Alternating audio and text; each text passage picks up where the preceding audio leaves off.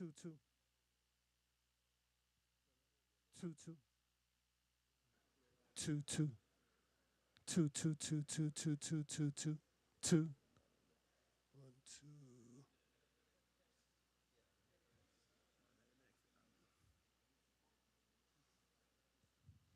1, 2. 1, 2, 1, 2, 1, 2, 1, 2. Check 2, 2. 1, 2, 2, 2, 2, 2, 2.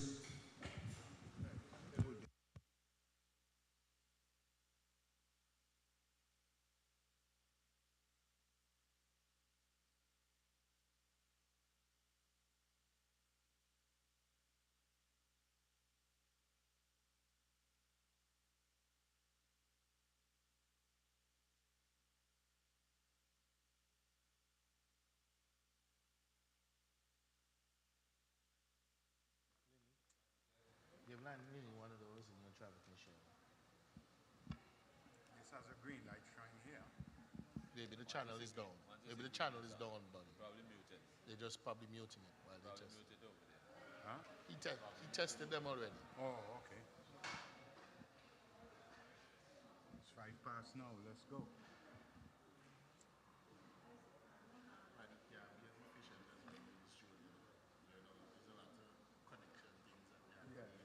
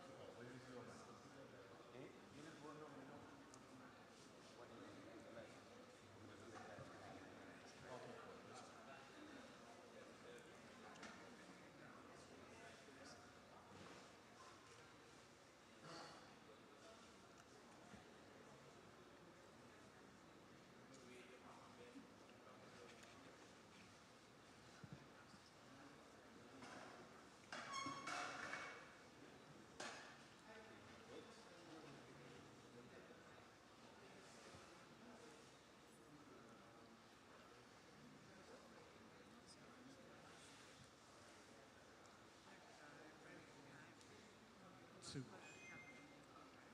two, two.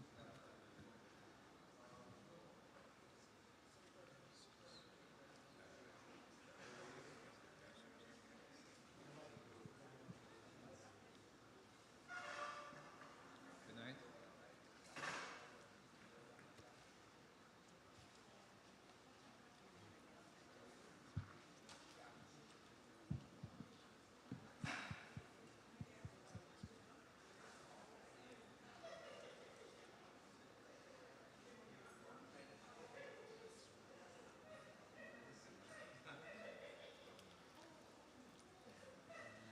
Yeah, I said it.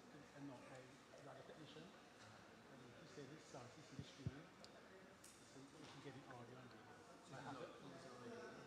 He came, but he's leaving now. Okay, good night, everybody. Let me call Joe now. Yes, good night, everyone. Welcome to ABCRE's Town Hall meeting that addresses the whole issue of the oath of allegiance in Antigua and Barbuda in relation to the Constitution. I am the master of ceremonies for this evening. My name is Lindy Winter, and we will begin with a rendition of the national anthem by a very gifted keyboardist, Mr. Javonte Chatter. So please stand.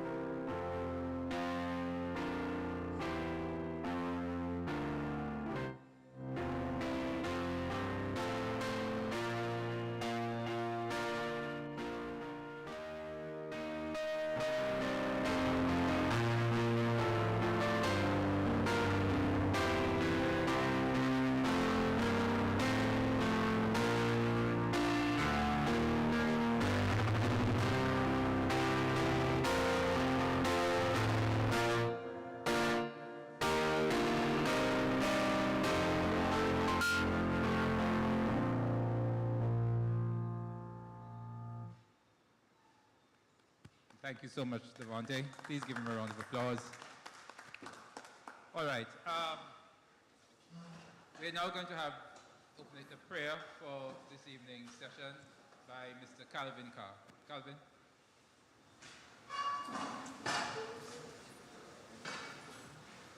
Good night, everybody. Let's bow our heads. Father in heaven, we give you thanks for another day in the land of the living. We give you thanks, dear God, for your protection throughout the day.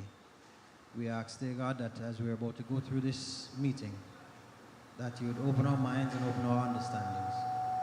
Give us clarity of thought, and may whatever will be done here tonight be a means of drawing us closer to you and closer to each other. In Jesus' name we pray. Amen. Thank you very much. Once again, it's really a wonderful thing to have you here. I will introduce the panelists, and then I'll ask Paddy to do the welcome remarks. Again, we also want to acknowledge the feed provided by ABCRE on its Facebook page, and also it's carried by Observer Radio, both via its normal radio feed and also on its Facebook feed. To my far right, I'll start from young to almost youngest. So to my far right is Paddy Simon. Next to him is Mr. Ralph Boyan, who is the current president of ABCRE. And many of you would be familiar with Ralph's voice and his eminent stature, otherwise, as a legal practitioner in Antigua and Barbuda. And to Ralph's left is the Honorable Jamal Pringle, the leader of the opposition in Antigua and Barbuda. And to his immediate left is the Honorable Trevor Walker, the member for Barbuda. So, Paddy, welcome remarks. Good evening, ladies and gentlemen. Welcome to another town hall meeting hosted by ABCRE. You know, it's in this very building we started some 3-4 years ago, where we had a town hall meeting, and it turned into a radio show every Monday night. We're pleased for those who attend tonight's meeting and they're here with us personally. On the radio, you don't see faces, and many people sometimes tries to get in on the phone, and it's a little problem. So this is why we say that a town hall meeting is most appropriate. Again, welcome, and we thank you for coming. And as you know, I keep saying to you, the Constitution of Antigua and Barbuda, is the most important document in this country, because it's the only thing that covers everything. Nothing else in Antigua covers everything. So welcome. Thank you very much.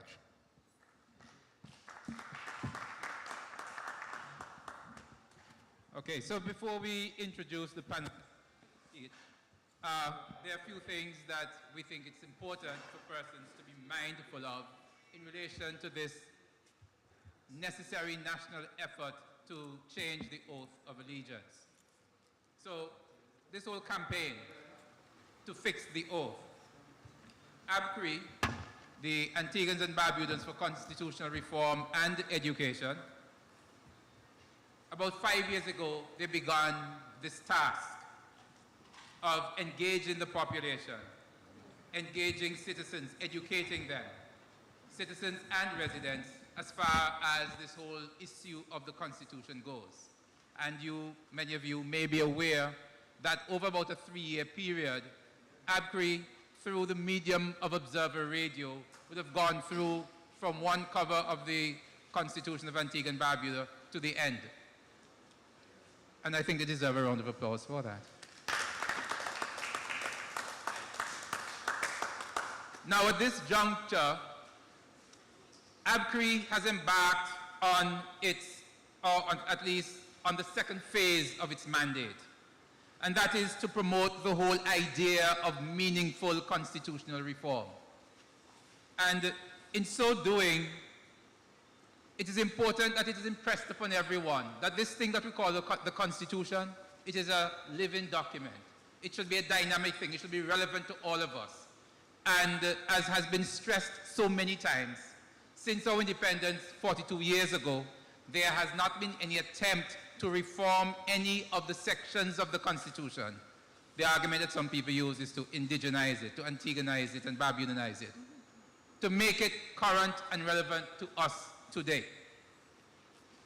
And so last year, in the last quarter of last year, it would have been, when ABCRE would have been instrumental in drafting a private members' bill, and it was sponsored by the Honourable Member for Barbuda, the Honourable Trevor Walker, that bill would have passed its first reading in Parliament. And that is despite there being objections from the Attorney General. A curious thing. Nevertheless, as a result of the dissolution of Parliament, with the elections, general elections being pending, the second and third readings were never had. A few months ago, once again, the bill was presented to the Parliament of Antigua and Barbuda, again by the member for Barbuda, the Honourable Trevor Walker. And a majority of the MPs, they voted against the bill. We're talking about the oath of allegiance for Antigua and Barbuda. Something which ABCRE has contended, and with much justification, that it is perhaps the lowest hanging fruit in this quest for constitutional reform. One, if it is looked at objectively, will seriously question why would there be a necessity to not let this oath be changed.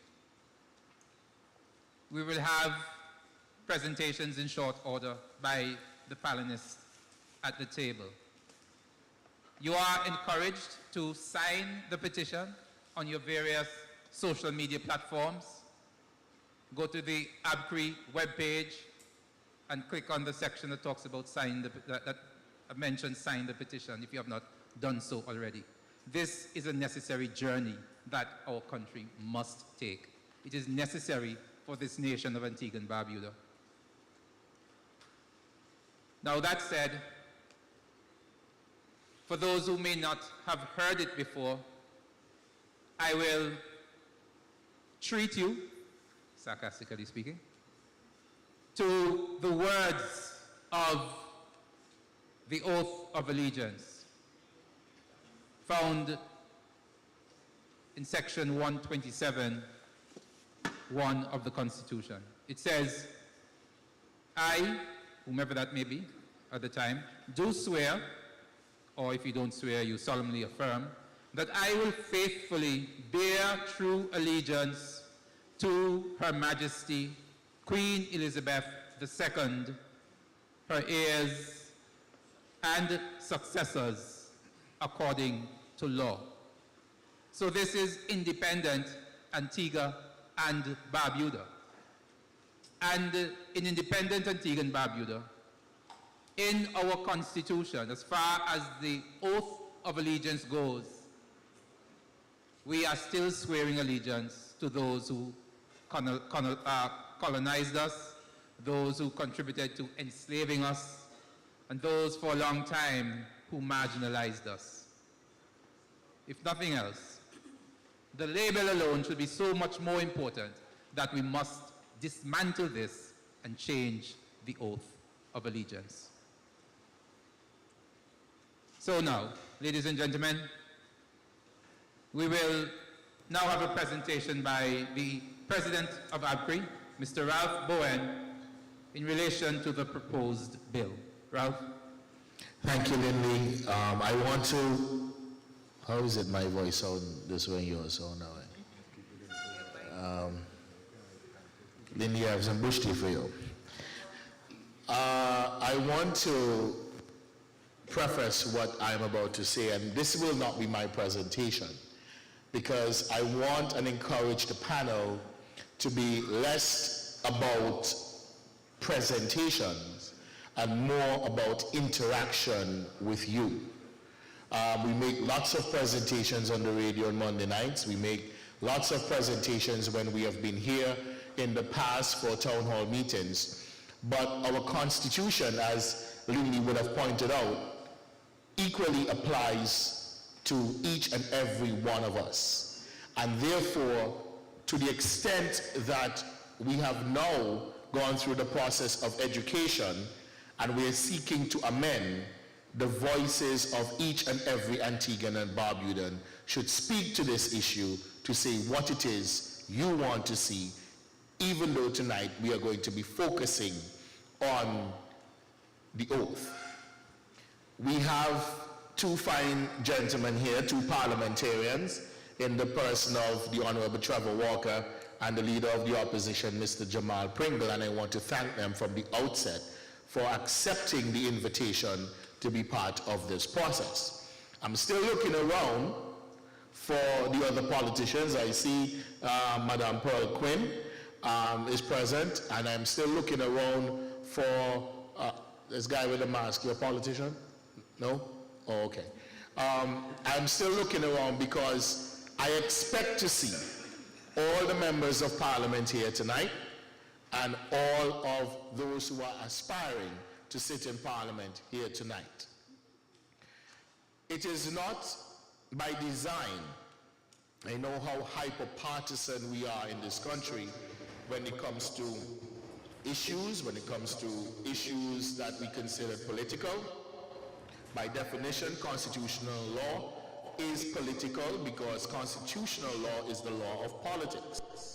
It's the law that sets out how our government is structured, the rights and obligations of individuals, the responsibilities of the state, your fundamental rights as human beings, etc. But to be clear and totally transparent, we similarly extended invitations to the members of the ruling party through the chairperson of the party, the Honorable Chet Green, and also to the Attorney General, Honorable Stedward Benjamin. Mr. Green, I believe, responded to the point that he had another engagement tonight and directed us to the Attorney General, who we had intended on inviting in any event. We extended the invitation to Mr. Benjamin, and we have not yet heard any responses. So if he's listening to the show tonight and he can still make his way down here, he's still welcome to come, as are all the members on the ruling side of Parliament. I had also asked my good friend Mr. Pringle to extend the invitation to all of the members on his side of the bench. I am heartened that he's here and Trevor is here, but I'm still looking around, as I said, to see who else will show up. That being said, you would have heard, before I go on, I want to recognize our partner, Paddy, one of the most capable persons I've ever met in my life, in the person of Miss Beverly Benjamin George. She wanted to be here. She is listening. She's on Zoom. I'm not sure if the technical people can get her voice through the process. I know nothing about how to do any of that, but I know she's on Zoom. I wish she was here in person so you could meet her and we could all benefit from her expansive intellect, which she shares with us every Monday night. You would have heard the oath as currently drafted. The proposal which Mr. Honorable Trevor Walker put through twice through Parliament, the first time it passed, the procedural vote, and I'll let him talk a little bit about that. And the second time, it was voted on straight along party lines. I don't sugarcoat things. Those of you who listen to our show, you know I call it the way I see it. I always am willing to be corrected, but I am not going to pretend that what is before me is not before me.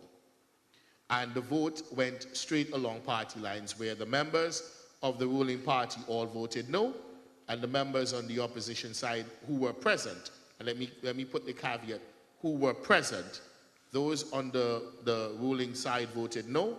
Absent was the Honorable Prime Minister Gaston Brown, Honorable Darrell Matthew, and I believe Sir Robin Yearwood. On the opposition side, I think all of your members were there except Mr. Bowen. I don't remember him being there, and I know that the member from St. Peter was also not present. And Rural West, I'm being corrected that Mr. Richard Lewis, Honorable Richard Lewis, was also not present. But for those who were there, they voted to affirm and to move the process forward.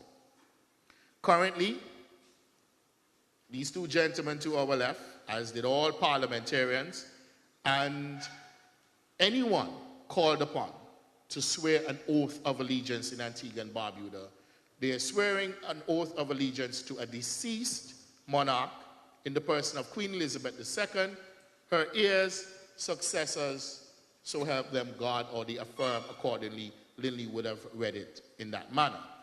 Our proposed bill, introduced through the good gentleman from Barbuda, reads as follows. This act may be cited as Antigua and Barbuda Constitution Amendment Act 2023, should read at this point. Paragraph 2 says, Amendment of Section 127, subsection 1, Oath or Affirmation of Allegiance. And the proposed new oath is, well, it says the Antigua and Barbuda Constitution is amended in Section 127 thereof by repealing paragraph 1 and replacing this with the following. I, Jamal Pringle, I'm using you because you're here and you're in Parliament, do swear or solemnly affirm that I will be faithful and bear true allegiance to the state of Antigua and Barbuda, its constitution, laws, and people, so help me God. So rather than reading, I, as he did not too long ago, through no fault of his own, I'm putting you on the spot, he would have sworn, I, Jamal Pringle, do swear or solemnly affirm that I will faithfully bear true allegiance to Her Majesty Queen Elizabeth II, her heirs and successors, according to law. So help me God. And wait, yeah, you said His Majesty, but you see the oath says Queen Elizabeth. And we will get to that. I know when you put up your hand, her successor was in the seat. But the oath, that's why the Constitution needs to be, this has to be amended regardless. Okay? And we're saying, rather than saying that, you should say, I, Jamal Pringle, do swear or solemnly affirm that I will be faithful and bear true allegiance to the state of Antigua and Barbuda, its constitution, laws, and people, us, so help me God. And with that, I invite Mr. I don't know which order you all want to go. You want to go? All right. All right, so I think, okay, since you all can't decide, I will decide. I'm going to ask the Honorable Member from Barbuda to go first, not just because he's senior, but also because he was the movement of the bill in Parliament. Welcome, Mr. Ward.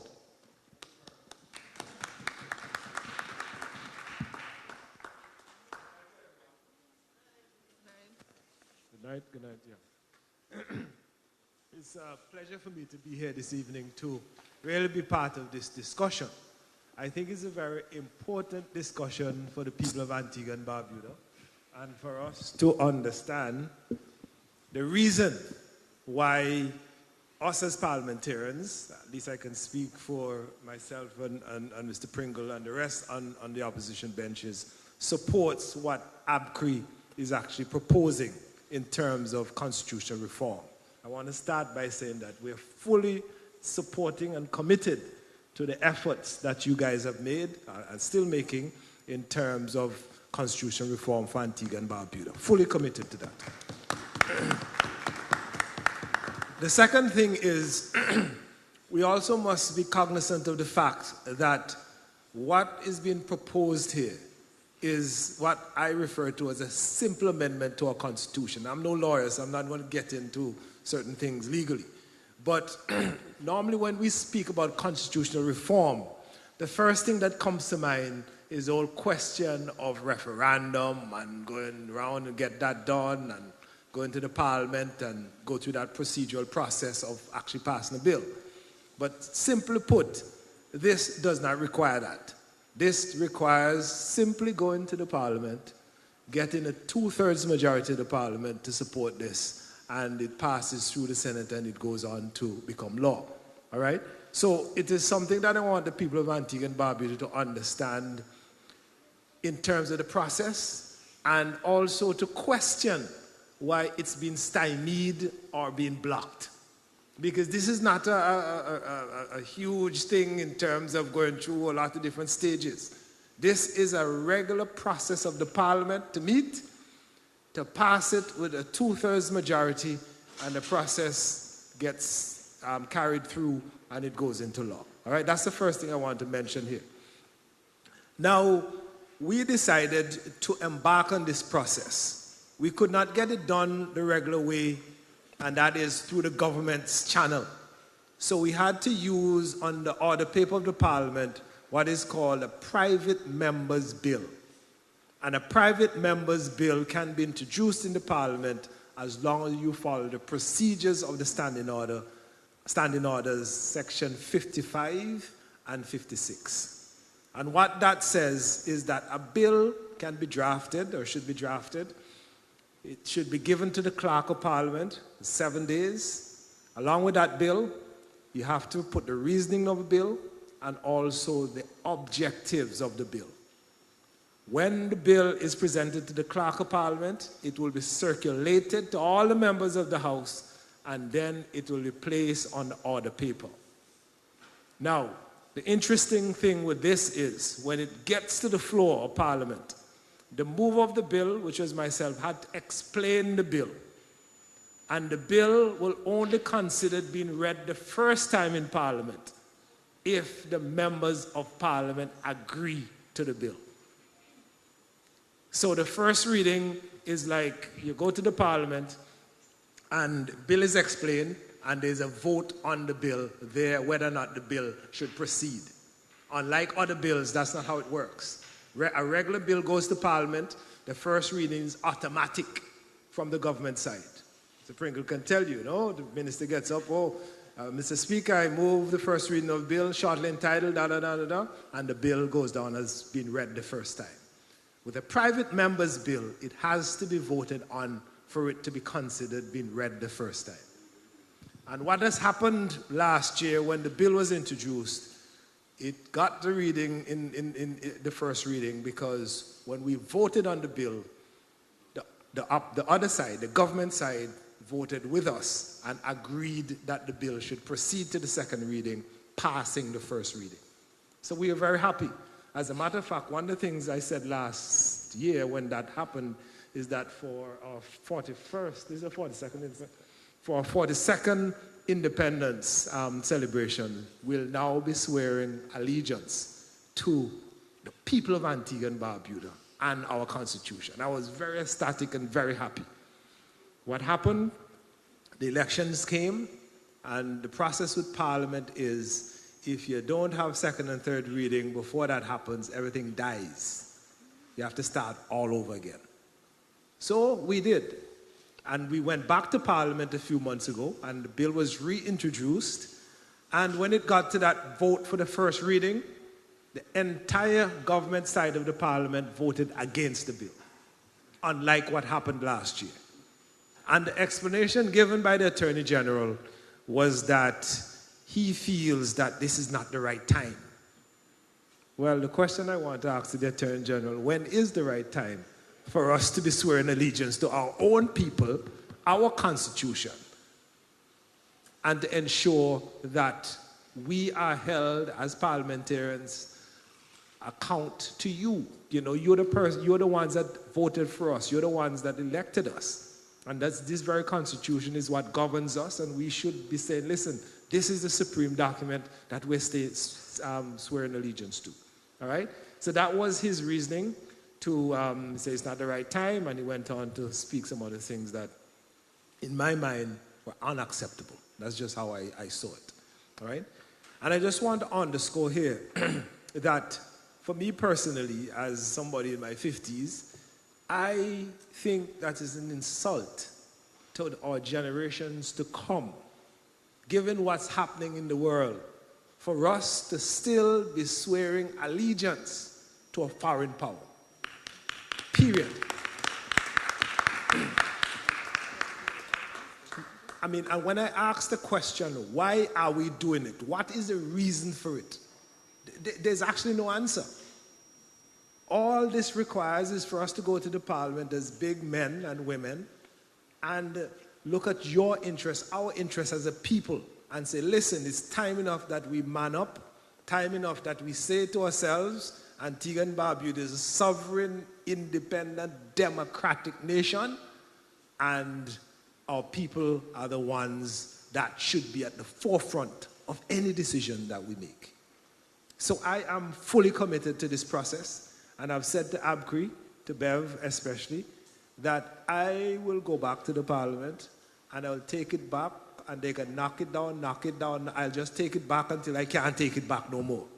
And let them tell the people of Antigua and Barbuda why is it that they're against such fundamental change to our constitution that will put pride and dignity in the people of Antigua and Barbuda by holding our flag and pushing forward in a way that people around the region will respect us. Finally, because I can talk a lot, but finally, we must also recognize that in the region, this was done already. This has been done. If we look across the region, Jamaica still really is a monarch. I mean, they are under the British system, constitutional monarch. And Jamaica went ahead and made this change to their constitution. So when the Jamaican parliamentarians are sworn in, they don't swear allegiance like we did to what, King Charles III. No, there's no disrespect to King Charles. I've never met the guy, but no disrespect. But they don't do that. They swear allegiance to the Constitution of Jamaica and the people of Jamaica. So for those persons who have this notion that it cannot be done, or it's a problem doing it, there are examples in the region that this was done before. So thank you very much, and let us press on. Thank you.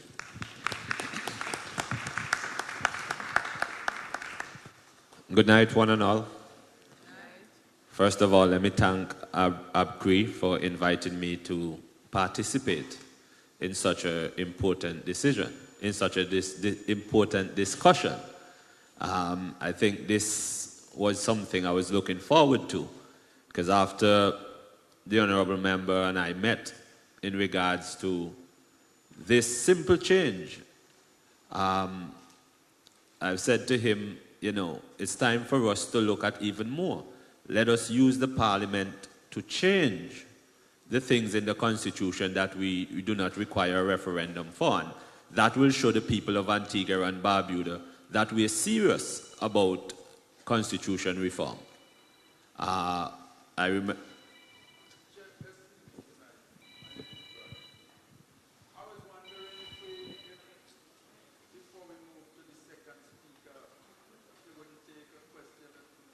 Sure, no problem, sir.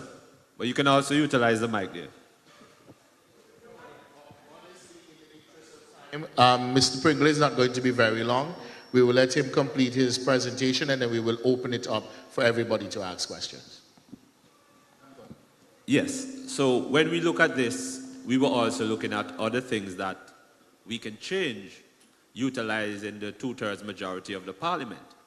I can remember when the member moved the motion for this to be placed on the order paper the first time. The Prime Minister said he has no problem with that. That's the way to go. So at that time, we had the full support of the Parliament. And we were quite surprised that this second time around, that the government bench, the persons on the government benches voted no. That was quite instructive to us. one of the things that I remembered he raised was the CCJ. And we're saying this is a simple matter. This do not need a referendum. Let us change the things that we can change, and then we move towards the referendum with the things that the things that needs the referendum to get going. Again, this constitution is older than I am. And it was quite surprising that the only attempt to change this constitution was when the member put forward, no, I think it was the CCJ. That was it. And then for this simple amendment for us as parliamentarians to swear allegiance to the people and the country that we are representing, it was quite surprising that they would turn it down. It simply means that they're not serious about constitution reform, and I want to give the commitment of the United Progressive Party that we will be embarking on that mission alongside ABCRE to ensure that constitution reform happens in Antigua and Barbuda. Thank you. All right, thank you, Mr. Pringle.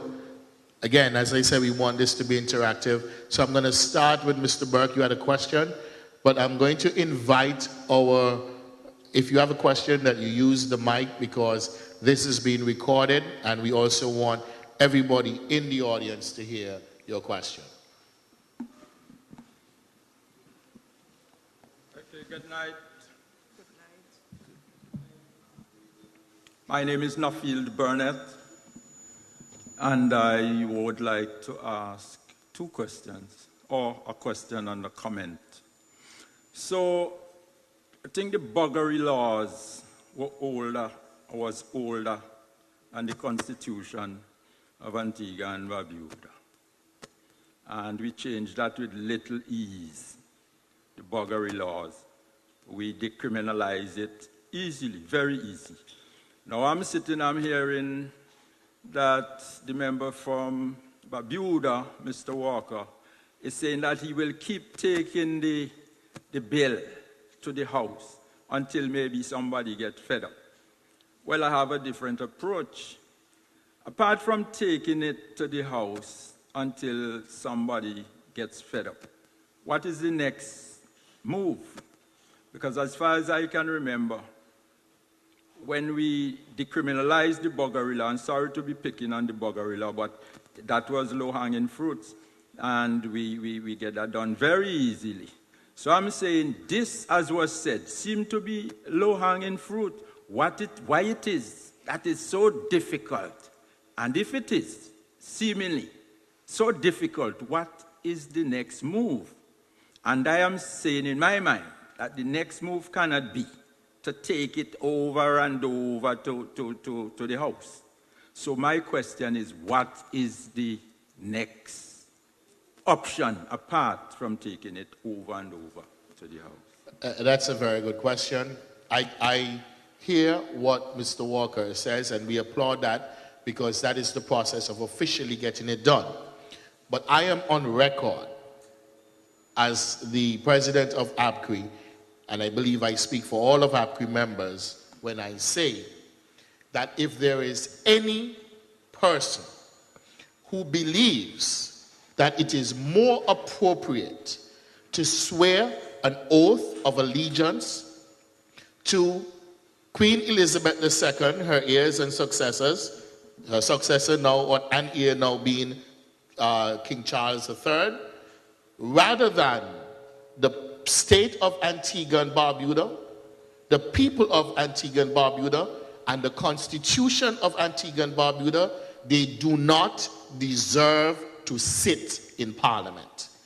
I am the descendant, as I look around, most of us in here are the descendants of enslaved people.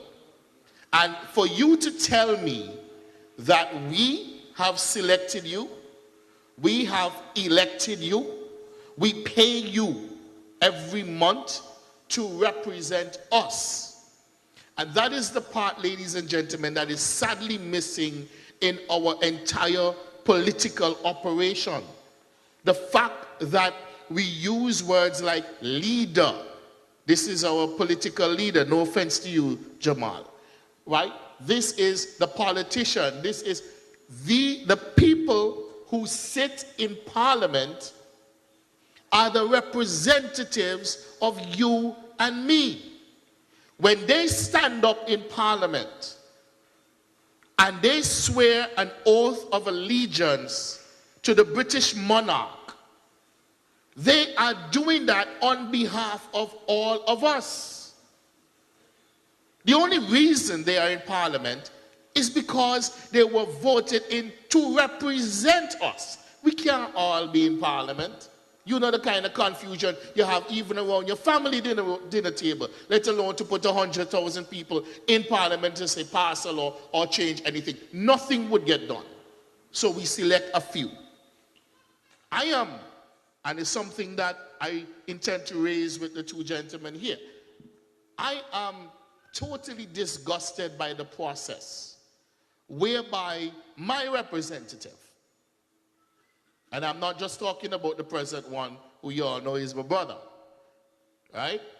That my representatives, just like your representatives, go to parliament and vote on bills to become law and do not ask me what my opinion is on it. You're not there to represent yourself. You're not there to represent your party. You're there to represent your constituents. And how dare you go to parliament and vote on a bill without consulting the people you represent? So my dear friend, Mr. Nuffield, Yes. whether or not this low-hanging fruit, which Paddy described, you can lie down on your back and pick it off the Constitution, is that low. So low it is. As with all the other proposals that came from the people, whether they become constitutional amendments, will not depend on the 34 people who sit in Parliament. It will depend on all of us. So before I take my seat, so are we going to be hearing what that is tonight? So you're hearing it now. ABCRE has put it out there. Each of you, you know your representatives. We have actually read their telephone numbers on our radio show if you didn't have it. The time to sit back and allow those who win popularity contests to determine the destiny of all of us and our children's children has ended. And the advocacy cannot just be the people of ABCRE. The advocacy cannot simply be the two gentlemen who had the decency to accept an invitation from the people to speak to the people.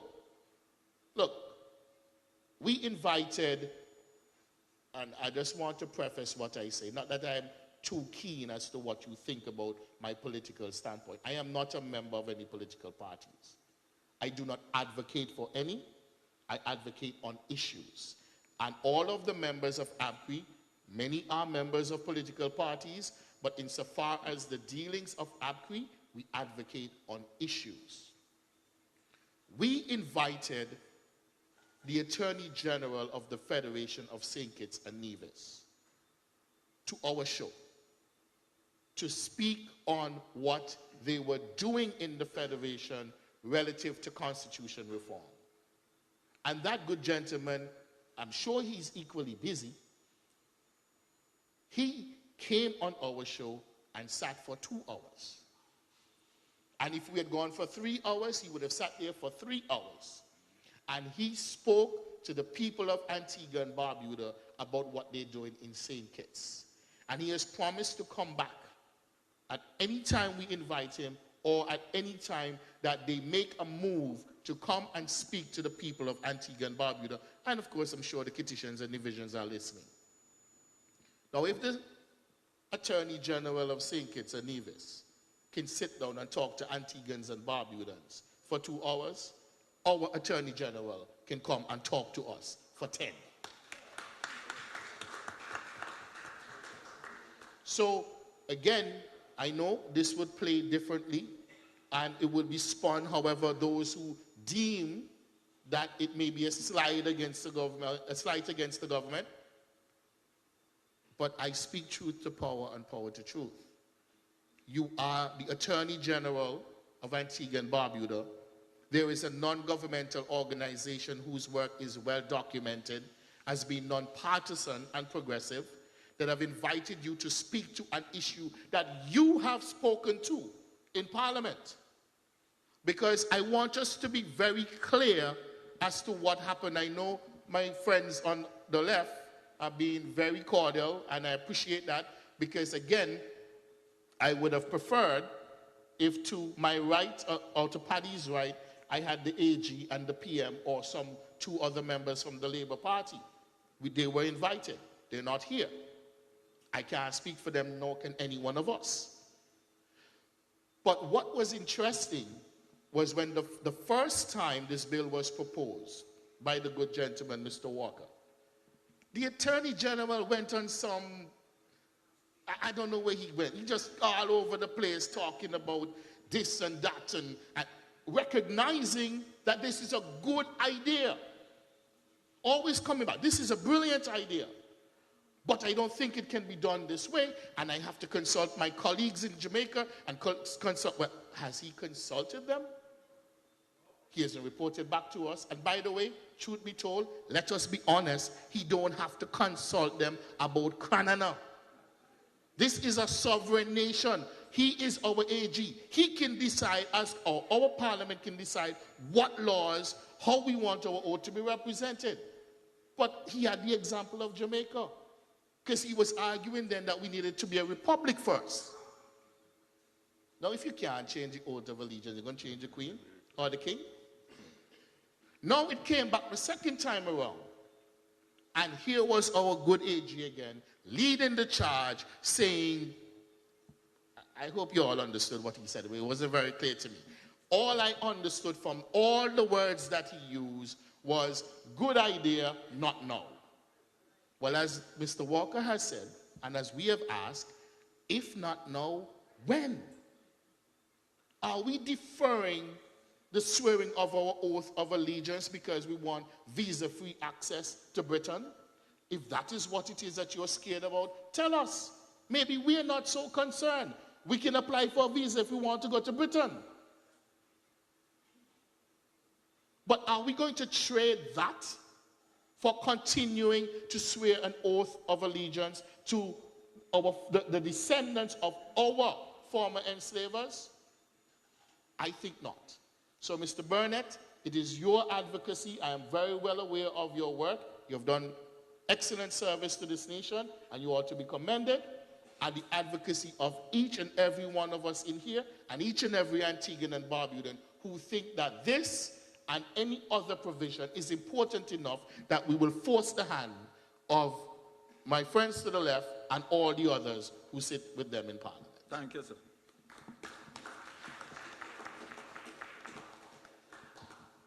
Good night again. A little question here.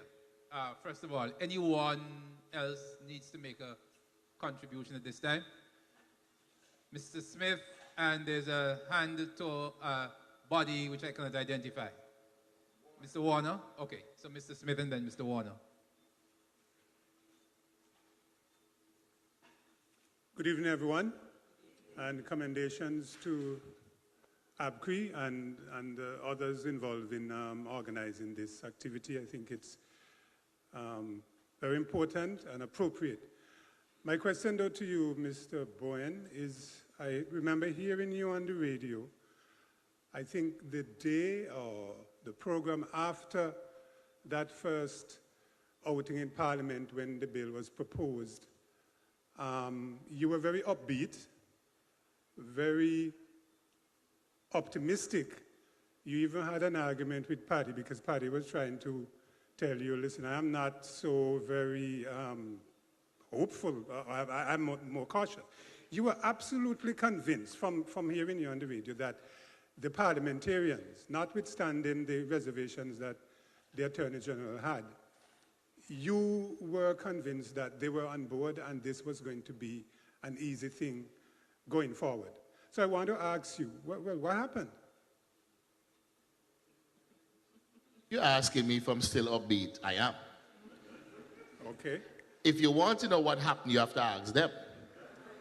Right. So Because you would have heard... before you go, so what I want you, because I mean, I know, I think I have my ideas, but even for the record, why did it not go from, you just state it, as frankly as you're able to, even though I think myself and many of us here, you know, we probably have an idea, but I want to hear from you for the record, what happened that where we really, you thought that we would be at this stage, we are not there. So, I know what you want me to say, but I'm going to tell you what I believe. Yes. What happened is the advocacy of the, I don't like to use the term average Antiguans, so I'm just going to say of Antiguans and Barbudans have not lit the necessary fire under the parliamentarians to do the right thing. You ask me why I was upbeat, and I still disagree with Paddy. You see, I cannot go into this process. That takes a lot of time. I have some board members here, and my dear sister who is on the phone. It takes a lot of time. It takes a lot of time from Paddy. If the advocacy for constitution reform is the 9 members of ABCRE's board and the occasional guests that we have, and the 10 people who call in, including Trini. Okay? If that's all the advocacy, then there will be no change. Because, my dear Mr. Smith, if these people in Parliament, our representatives, could not vote in favor, in fact, it's not even in favor, no. I want us to understand the insult of that vote. They deemed that this did not even reach to the level to have a debate. When a private member bill is introduced in Parliament, the first reading is done by way of motion to go to a second reading, at which point each of the members of Parliament can stand up and say, I agree with this, I don't agree with it, and here's why I do, or here's why I don't. And these guys didn't even think that this warranted that. So to come back to you, sir, if they can't change the oath of allegiance from the British monarch to us and this nation, how are they going to change term limits? How are they going to change right to recall non-performing representatives? How are they going to vote to change fixed date elections, which takes away the manipulation from a single individual of this nation to determine when each of us will vote? It becomes a mystery. So, my friend, I am upbeat, because if I am not upbeat, then I have to fold my computer, close my books, and walk away. But we can't do it alone. We need you.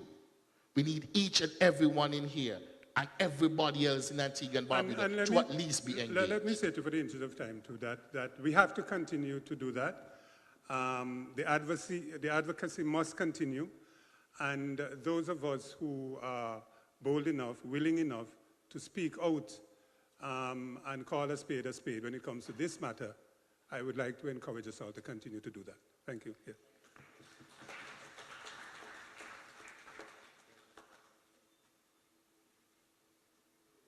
Check. To answer a question from sitting in the House, after hearing how they were supportive of it when it was presented first, to me, and I'm sure my colleague can agree with me, it's nothing but politics. It was because it was proposed by the opposition and not the government. And that is my conclusion on that matter. So, Mr. Smith, because you know me afraid, right? I know the answer you wanted. It's not that. With all due respect to my friend, it is my friend Trevor that introduced it the first time when they voted against it. But between then, for it. But between the vote for, when they voted then, elections were looming. When they voted against, you don't vote for them for 5 years. So maybe they think they have 5 years to waltz along with the issue. But look, guys, your level, your participation in your democracy cannot be the 5 seconds it takes you to scratch an X on a ballot paper. It can't be the half an hour to stand up in the line, vote, and then come out and then watch the results thereafter. Your advocacy as a patriot, it demands daily participation. And it can't be just partisan. My good friend Tridi called in and sometimes I have to correct him. I'm a partner. But sometimes he says some things that Jesus gonna only come when UPP is in power. If my friend is to be believed. Right? I love Tridi. He calls in and he makes great points. But you know how Tridi, you don't have to ask how Tridi feels. Okay? The point is, guys, ABCRE is providing a forum for this discussion. We've gone through the education process and we have solicited these ideas. Many of the proposed changes that we are making or we are suggesting came from our audience. They're not just our creation. And our democracy, if it is to reflect you, if it is to work for your children and your children's children, demands that you participate. Because who knows your children's need better than you?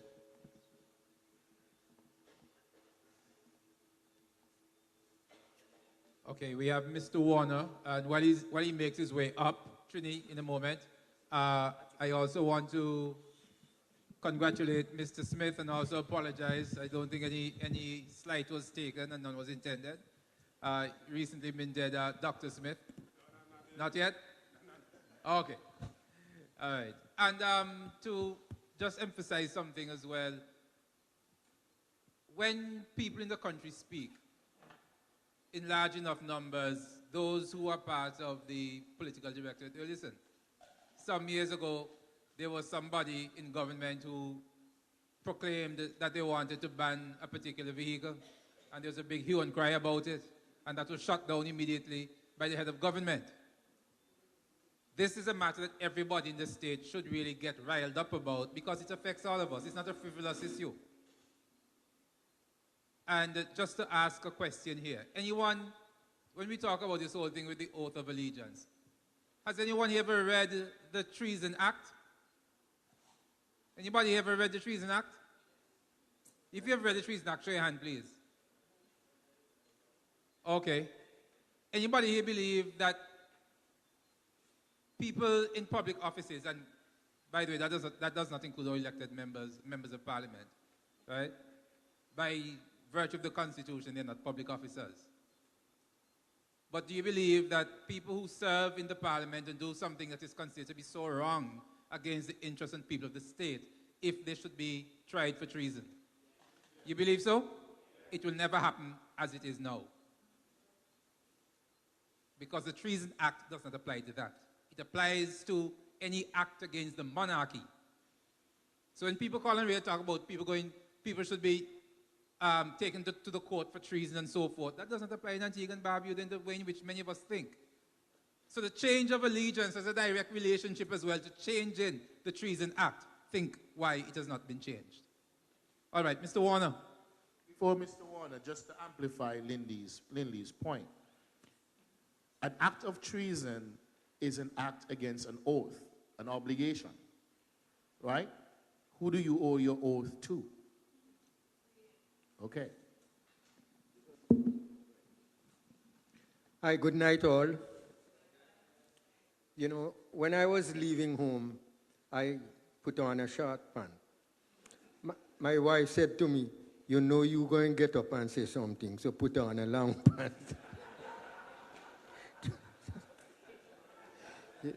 You know, I am Antiguan and Barbudan to my bones. Okay? And the first thing, well, I know that this thing has been ventilated and arguments advanced as to why we should, and so on, why we should not be swearing allegiance to no monarchy. You see, there's a saying, who pays the piper? Call the tune. So who is paying these 17 men in parliament? Huh? The people, we are paying. So then we call the tune. How can I pay somebody to mow my yard, to lawn my yard? And instead of lawning my yard, he goes to my neighbor and lawns the yard. It simply does not make sense. You know, and I regret that the Attorney General is not here, because I would like to find out what went through his mind, why he has been bob and weaving on the issue. Why is it that he wants to swear to allegiance to King Charles, and when he dies to baby Charles and whoever after him? You know, it does not really make sense to me. And in terms of the advocacy, right, one thing I notice is that everything in Antigua is political. Yesterday I was listening Big Issues, and the young lady who was on the panel says that one of the things that she's concerned about is that we are not politically matured in this country. And I really do believe that. And I want to take a gamble that if we were to take account of persons in here who are sympathetic to opposition forces in Antigua, you would almost get 100%. That is to say that we are so polarized in terms of our politics that we do not see issues. We do not see that it does not make sense to be swearing allegiance to people who do not pay us instead of the people who pay us. It strictly does not make sense to me. And, you know, I'm wondering whether, because of the polarized situation in Antigua, whether it might not be a good thing, right, if some way, somehow, some kind of demonstration is organized, not with UPP as at its forefront, but perhaps with ABCRE, to demonstrate our annoyance at this thing. I'm really, really sorry that the AG is not here, because I really came here full to lay it on him. Thank you very much. Thank you. Thank you for that comment, sir. But you know where you work, right? You know where he works. So the opportunity to ask him the question, go to where he works. Make an appointment if he's not just going to see you on a walk-in, and ask him. That is your right as a citizen. Ask your representative. I don't know who that may be. That is your right as a citizen. We have a Facebook question. Omaima? Yes. Bonita Williams asks, can the Constitution be reformed to prevent future leaders from changing laws and reforming the Constitution to suit their own needs and gain? Can the Constitution be reformed to prevent future leaders from changing laws and reforming the Constitution to suit their own needs and gains? That's called a dictatorship. And that can only happen if we allow that to happen. Our laws doesn't allow for a present parliament to bind the hands of future parliaments.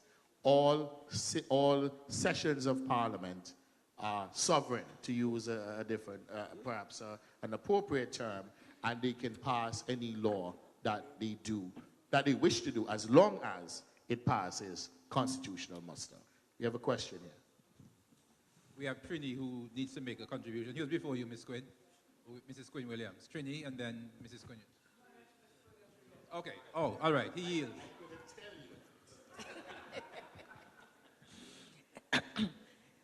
You know, many persons might say that I was one of the leading voices, perhaps, I think it was this same room with the CCJ.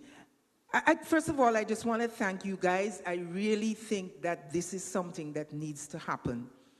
And I'm beginning to wonder if the AG, because they're very vindictive and petty, if because the CCJ vote went the way it did, and because I was one of the leading voices, if he is not saying, well, oh, I don't want CCJ, so I'll get this. So, because they're like that. And this is low-hanging fruit, as somebody said before. How could you want to jump to the CCJ, change into the CCJ, one of the most contentious issues within this country, and something as simple as changing the oath? This should have full bipartisan support. No questions asked. I believe that if you were to go out into the country and just do a poll, that the majority of persons would say that they should change the oath. And if this required a referendum, I bet you it would go in favor of changing the oath. So I don't understand why, but you know, this is strange, and I know some people will say that, how come it is that you're for this now and you were not for the CCJ? As I said before, if you look at the issues with the CCJ, very few persons, it was a very contentious issue. You want to jump to the top before you can pick the bottom. Why would you not want to do these things that are so easy to do? And I just think that it's a matter of being petty. And as Brother Jamal said, it's because it's coming from the opposition. And I believe they're saying to themselves, oh, well, you didn't want to see. The very fact that he mentioned that as one of the reasons that they didn't want CCJ, so they don't want this now, I believe that's one of the reasons why. But I believe that we can do perhaps a petition. I don't know if that is something that you can consider. We have a petition. You have a petition going around? It's going around. Okay. And you could go to our website, myabcre.org, okay, and you can click on that, and you can join our WhatsApp group as well to participate. So it's only electronic? No, we signature? also have a physical copy, which will be at Paddy's shop. We're also looking for business places or individuals. If you want a copy, we can give you a copy. You can go around and get the signatures in your community from your family members, from your friends. We will provide that to you. Very well. I'd be happy to do that. And because this is ABCRE's event, we don't know if the reason why the good gentleman, Attorney General, led the charge against it was because it came from the opposition. We don't know. And the truth is, they also recognize that it came through ABCRE. You know, we are very, let me say, and I must say this, Mr. Walker, I want to publicly thank you because we put it out there on our show to say if there is any parliamentarian who wants to take this bill to Parliament as a private member bill, please contact us and we will give you the information. And the same night, Mr. Walker called in and volunteered. So I think he ought to be commended for that. Trini. Good evening, everyone. I'm Wayne Emad. I don't know where the Trini thing come from, but anyway, I now understand why that low-hanging fruit, swearing allegiance to me or us, will not happen under this administration. Mr. Witter, thanks very much for telling us. Because if treason is tied technically to swearing of the oath, if you was some of those enrichment scheme ministers, would you vote for that? Will you put a noose around your own neck? So therefore, we have to start from scratch again. I do believe we really need to get to the secondary schools and start to teach Constitution in it, so people can understand. A lot of things I never understand until I listened on Mondays. We had the great minister from St. Kitts. I never even knew people in ministers in St. Kitts had to pay for their own lights and their own water, buy their own gas, pay for their own cars. But I'm paying for QT Benjamin to drive around. I'm paying for the gas. I'm paying for the car. I'm going to tell you, bring it back to the Constitution. I'd bring it back to the Yeah, but what I'm saying, it is part because it's constitutional. I am paying him. No, that's not constitutional. That's yes, it is. No, it's not. All right, anyway, but, all right. we may okay, have, let me jump right back in. So what I would say, sir, we need to get a program that we can get more people involved. I don't know how, but I believe if everybody put their head together and come up with an idea how to get to a wider population. And thank you very much. Thanks for your show every Monday nights, because I do learn something, and I do invite people to listen. Okay, so thank you all. Thanks, Trini. In reference to Mr. Burnett's question, as far as how, what next, ABCRE has its virtual platform where you could register your support by way of the petition, and Ralph mentioned about the physical petition that is at Paddy's workplace. But I'd also want you to give consideration to the importance as well of us having what you call institutional support. Talking about organizations like our Bar Association, our Christian Council, our trade unions individually, and our Trade Union Congress. Because we need all of these entities to really pile on the heat on any administration that refuses to, for example, change the oath of allegiance.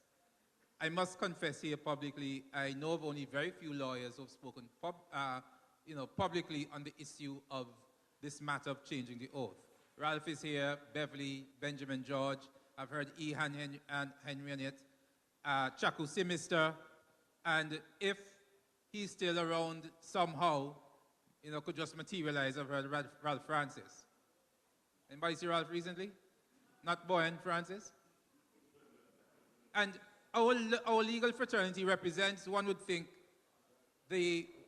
probably the best, one of the best groups of people who could really help the population understand the importance of such a move. It would really be wonderful to hear the Bar Association itself proclaim its position on this issue as well. So, Mr. Burnett, that is one of the suggestions I also think could help the process. While you're on, if you may allow me. Certainly. Right on that point. Thank you. What I would just like to add to the urgency of the petition. I am hearing that the petition can be had by or done by Paddy's workplace and some other place online. I mean, something as important and urgent as this, that is not enough. I think, and we're speaking about urgency, and we're speaking about importance. I'm thinking that we should have persons, why the petition is not here tonight? So those of us who are here tonight could sign it. That's the kind of thing that I'm thinking. The thing should be in your face, all over the place. So, Mr. Burnett, that's a good point, but you probably missed the part that I said. I believe so. That you missed the part that I said, that anyone here, because on our show, we have asked for any business place that wish to have a copy of the petition in their business place, we will send it to you. If there's anyone here tonight who wish us to send you the petition, we can send it to you. If you want to accept it by email and print it out and go around in your community, you can do that. Look, most members of ABCRE's board actually work in the United States. Okay, some live there, some like me just work there, right? So we cannot be underground and we can't be everywhere. So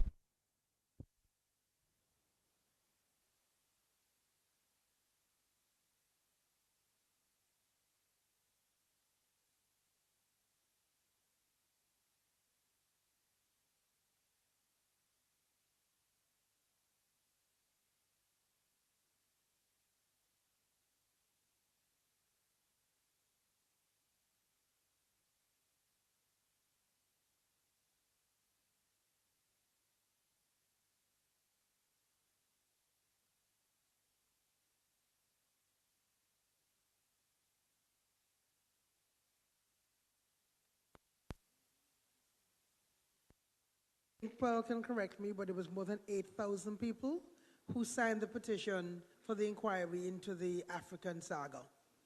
And nothing, all the Governor General did was shift the responsibility over to the same Attorney General who he alleges was compiling a report. I've not heard a report, I've not seen a report, and I don't believe anybody in this room has seen or heard any report on the West African saga. So if 8,000 people couldn't get a report on something as critical as that, when people are dead from boat in the middle of the night, right?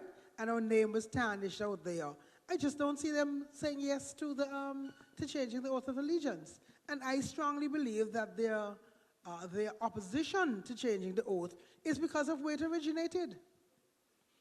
Because having lost the election, to have Trevor win on this is psychologically damaging to them. Because they're not going to see it as a nonpartisan national issue. They're going to see it as another defeat. And so the petition is a good idea. I don't think it's going to work. The only thing that is going to work in Antigua and Barbuda against this administration is civil disobedience.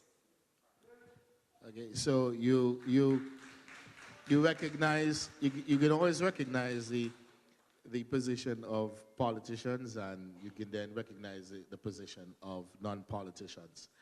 Again, I don't assume what people do or what they're thinking. My dear friend, Giselle, might be right. Maybe that was the thought process. But I have moved past parliamentarians. I'm not sure if you're hearing it.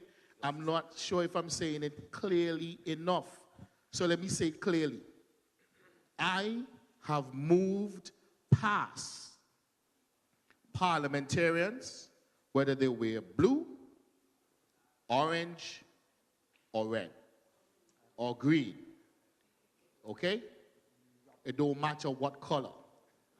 The fact is, we, for too long in Antigua and Barbuda, for my entire life, and I'm not a spring chicken, for my entire life, we have afforded too much deference to people who we employ.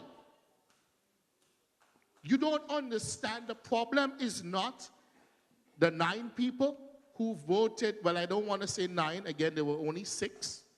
Okay? It's not them. It's not what they think. It's our actions and inactions when they do the things they do and say the things they say. you believe that if the majority of Antiguans and Barbudans who are voters, because this one thing politicians can count are votes. You believe if Antiguans and Barbudans make this an issue for them, that Parliament will have any option? You really believe they would have an option? We have had different administrations. We had 10 years of a UPP government. There were no constitution change. We have had the rest of my life with the Labour Party. No constitution change. Yet we hear, when it is politically expedient to say so, that I am all for constitution change. We heard our Prime Minister, when it was sexy to say so, say that Antigua will move towards a republic in 2 or 3 years. What governed that timeline? No description, nothing to say why 2 or 3 years. There was a recently concluded election in January of 2023. ABCRE has been advocating, take it back, Antiguans and Barbudans have been advocating for constitutional change since 2016. And that issue was not paramount in any of the political parties' description of what they are about. You see, because it's constitution change, not sexy, for the reason why Trini said we need civics class. People don't know. People don't understand. Jamal and Trevor and listening audience, you might be surprised to know that when we started ABCRE in 2016 in our town hall meetings, there were people who stood up and said they didn't know Antigua and Barbuda had a constitution.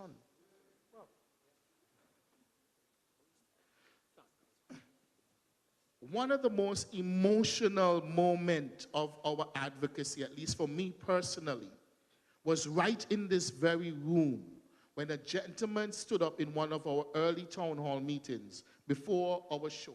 No, it was after our show. And he stood up and he said, I am 75 or 76 years old.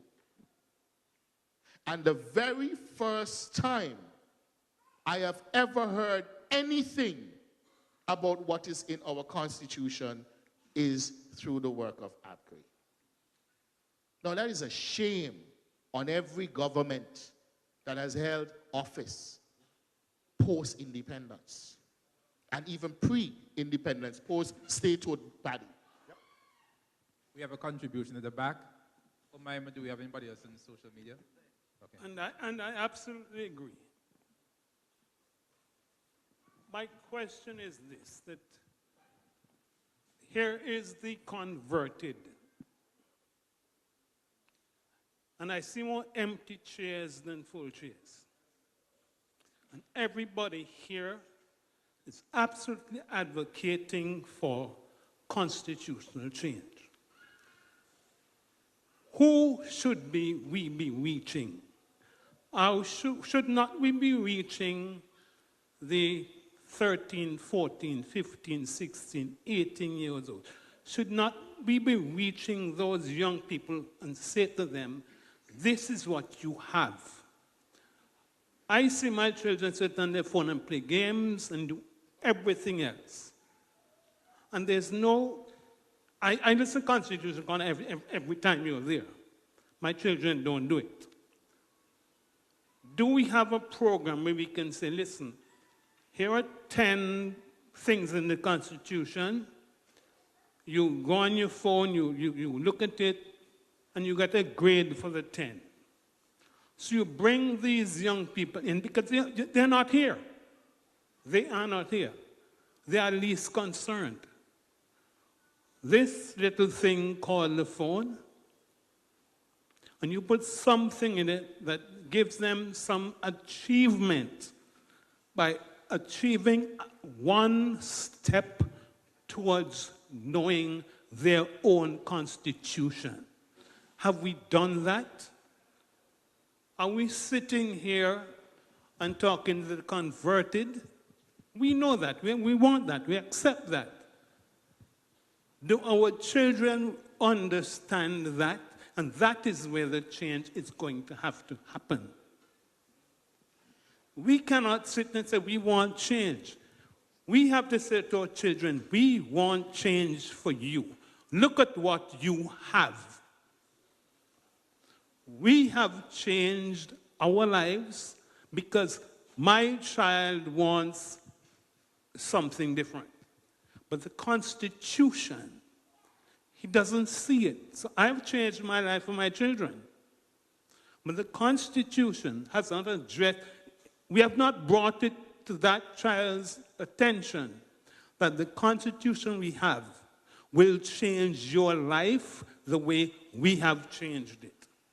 We are sitting here and we're talking to the converted. What is ABCRE doing to say to our young people, get on board? They do not listen to Observer. They do not listen to ZDK. They sit on this little thing here, and if we cannot reach them by it, we are not reaching them. It is not us who are going to change it. We've got to reach them and bring them on board. All right. Sorry, sir, but I think you've made that point quite clear. We have a hand up by Dave Giselle again. Yes. Ralph, do you want to make a contribution? I was going to invite my fellow panelists to make a comment to that, then I can. Oh, it's okay. Yeah, so that's a very important point that was just made there. And one of the things I'm sitting here thinking, right, is our country is so polarized, right? I was actually asking myself, what issue in this country could get bipartisan support, where persons rise beyond that polarization and say, listen, this is more than my party. This is more than what my political allegiance and speaks to. I was just asking myself that, because that is the quagmire that Antigua and Barbuda faces today. Every single thing is polarized. You think that you have we organized a forum like this tonight, and speaking about the Constitution, you'd expect civil servants to be here, persons who are affected by this thing. This is a serious matter, and you wonder what's happening, right? So we need to get past that polarization. And in terms of young people, you're absolutely correct. As a matter of fact, I often say to my wife, sometimes I come to Antigua and I interact with quite a bit of young people. Some of them don't even know who their parliamentary representative is.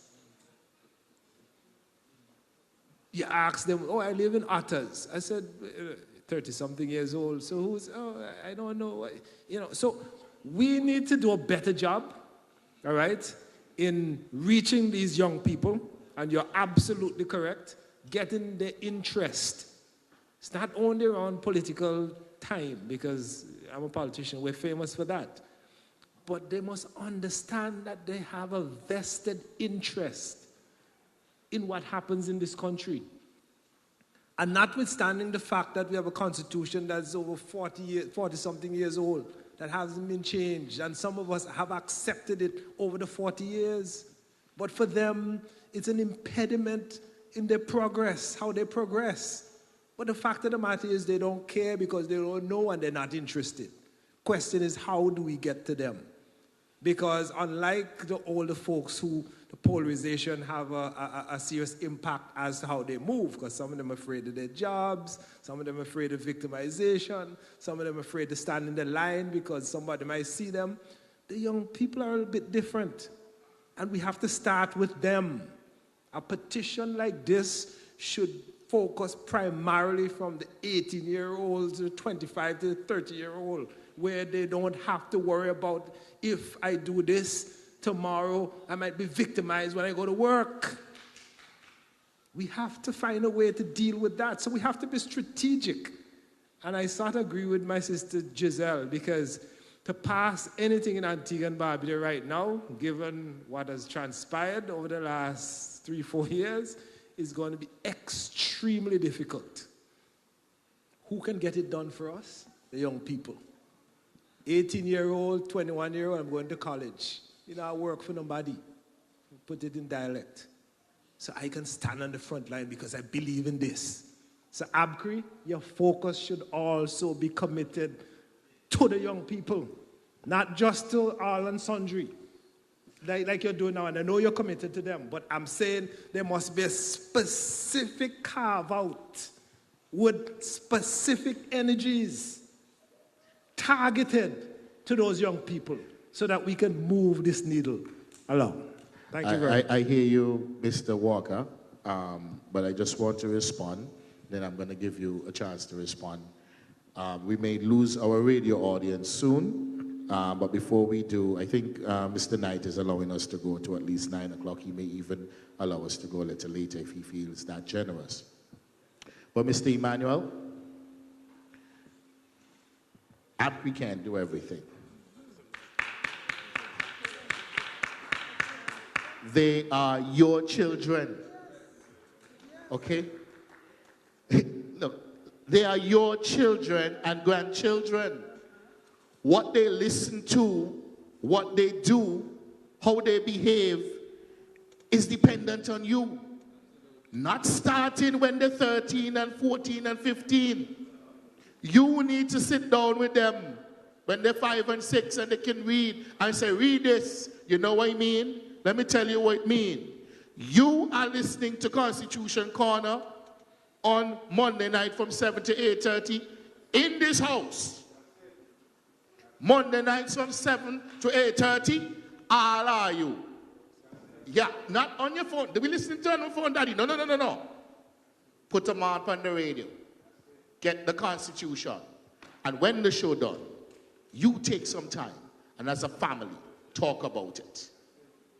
You understand? We can't come into your homes. We can't do everything. We can't replace the educational curriculum.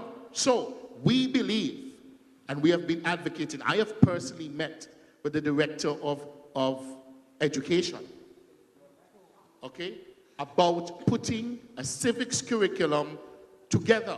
Listen, it's 2023. Chinese 6 and 7-year-olds are designing robots while we're talking about Joan and Sita live in the country. We can't compete. So, my friend, all of you, I'm putting it to you. If this is important and you think your children should know, make sure they know. They're your children, they're your charge. If you believe there should be a civics curriculum, as ABCRE does, from the latter part of primary school. I don't understand the grade system, so I'm going to tell you what I know. Primary school, junior 3 onwards, to the end of high school. Civics should be mandatory. It's not about passing a CXC if you don't know how to be a responsible, functioning citizen in your country. You can have 100 CXC and be a total useless individual in your country. Don't you want and think your children should know how they should interact with the police when the police stop them? Don't you believe that your children should know their rights? What the police can do and cannot do? What to document in the process of the exchange with the police? Well, if you think that is important, is you paying the people in the Ministry of Education. You, as the parents, make it. You go down to the Ministry of Education and say, hey, me want my children to learn. If you can learn Mandarin or Cantonese, whatever Chinese version of the Chinese language is now being taught, you can learn about your own country. You can learn about your... Look at this man. Paddy, to my right. I hear people fight down Paddy. People call me and say, look, you take that to somebody who's interested in that. The first time I heard Paddy, I was packing up to leave my office about 9 o'clock at night, and Paddy kicking up dust on Observer, and I put away my things and sit down, and I didn't leave my office until Paddy was done. And as a grown man, Paddy was teaching me about Antigua and Barbuda history, things I never learned in school. Why is Paddy not in schools? Why is Paddy not on a rotation to the various schools to have on time? You can call the course anything, talking Antigua and Barbuda. Why don't there other people like Paddy who are also knowledgeable about Antigua and Barbuda history? If the children don't know their history, how do you instill in them value and patriotism? So to my good colleagues on the right, it is more, on the left, it is more than just a vote. We are more than a collection of votes that you need when election roll around. You are our employees. And it is your responsibility to advocate to ensure that every child and every person in Antigua and Barbuda is given a platform to maximize their potential. That is what we vote for you for. So if you want civics, my good friend, go to the Ministry of Education in Troves. All those who have children in school presently say, we're not sending them back until you put that in place. We're not sending them back until you have a class called Antigua and Barbuda history. Okay, we have Dame Giselle, and then we have Petra. I think that Ralph said practically everything I wanted to say, because I wanted to respond to Bobby and say that it cannot be ABCRE's responsibility to educate our children. They're our children. And in the same way that you have young people now who will tell you, I vote red or I vote blue because my mother blue, my father blue, they don't even know why, but they were inculcated in this. It's the same. We have to inculcate in our children an awareness of the Constitution. Every American child knows the Bill of Rights. They know what protects them. And as Ralph said, you know, if an officer, police officer, manhandles you, you can say to the police officer, you're infringing on my rights because so. We don't know. All we know in Antigua is wrongs. So if we want our children to know what their rights are, and if we want children to know what the Constitution says and so on, we can't leave something so important up to ABCRE. As Ralph said, most of the members don't even live here.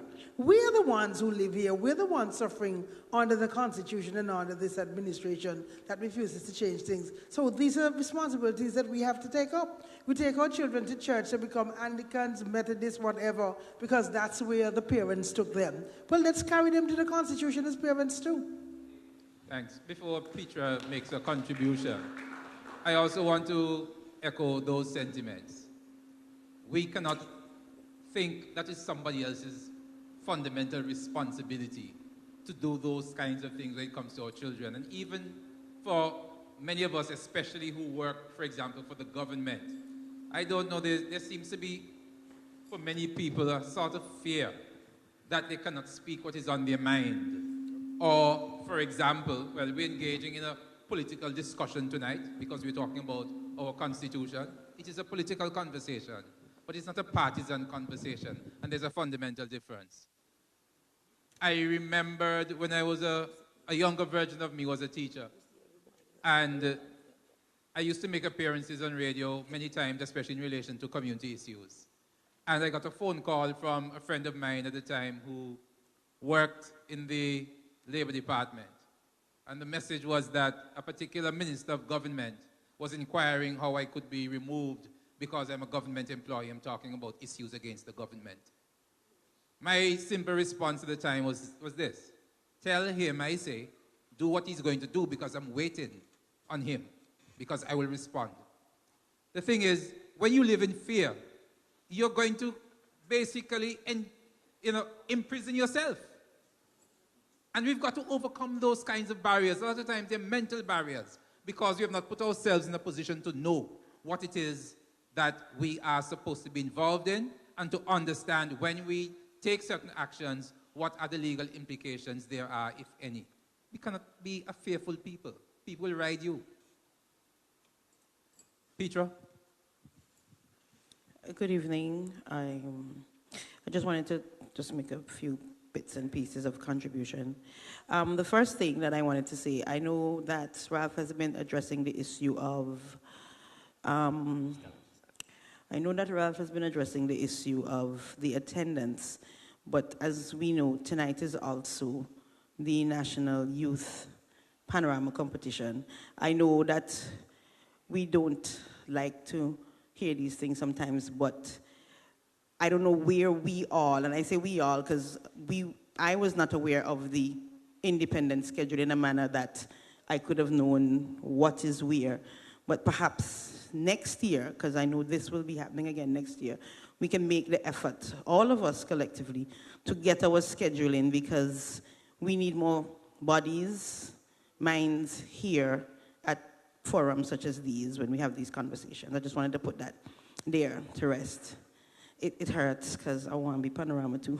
Okay, moving right along to the serious issue. Now, we know that I think all of us in here at some point in time of our lives for years watched ABS News at 7 o'clock. Why?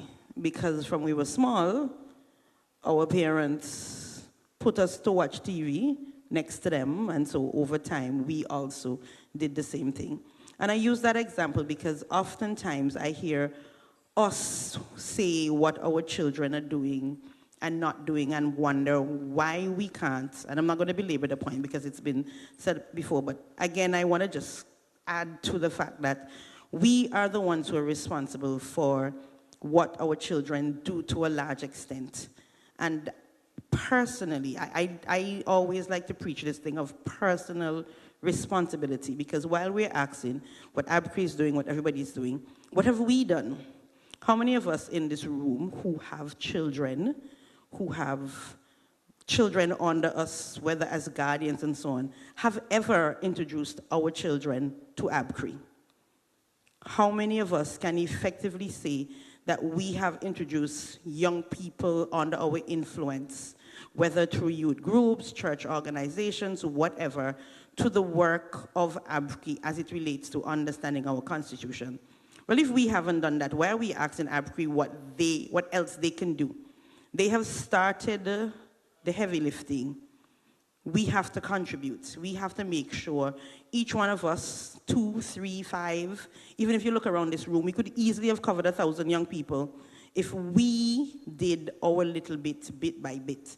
And so I don't know, I accept that we need to find socially friendly or technologically friendly options to get our young people more access. But I'm suggesting that we can do more individually from the issue of personal responsibility. I also want to touch the issue of the notion, and I say notion because it is our action that causes these things, the whole political, partisan divisiveness. All of us don't back the same side. That is a fact. That is how it is set up. But all of us want several core issues to be in the interest of our nation. If that is the case, then why do we all, on all sides, have to begin each point by saying we know it is a politically divisive issue? Why can't all of us, with our respective political persuasions, say this is a national issue and this is where we will stand with this? How do we expect to make it a national issue if each of us insists on saying we're starting it from our side? Are we saying then in Antigua that because you red, I blue, and I'm not taking in any other color because they statistically don't matter, that we cannot stand together on anything ever? Are we saying in this room that because it might be 90% one side and 2% the other side, or whichever way it goes, that there is no room to put down the fact that I want to change the government or I want to keep the government, and let it be that we all want the oath to change? And so for the next X period of time, that will be our priority. And then when we get that done, then we go back to figure out the rest of it. I don't know. That is how I feel. But I realize that that could be a challenge because we have to become the change that we want. We want this done. We accept that it needs a national consensus. Well, let's act it. Act it. And let's put aside those who don't want to so act so that we can get it done. And then when we're done, we go back to fight that other fight. Because guess what? It's part of our life. Politics. Political parties govern. We know this. We can't get away from that. But get it in our minds that if we want some national issue, we have to treat it as that. Thank you. All right, thanks, Petra. Anyone else? We have... Oh, okay, certainly. Well, Sister Giselle mentioned some of what I wanted to say as well as Petra and you, Ralph. But I am not here because of politics. I am here because I see the need for changes within our Constitution. And if you follow Parliament, my colleague and I, we have supported things put forward by the government because in our view, what was put forward was in the interest of Antigua and Barbuda. And it has nothing to do with our political persuasion, but it has everything to do with the state that we all love so dearly.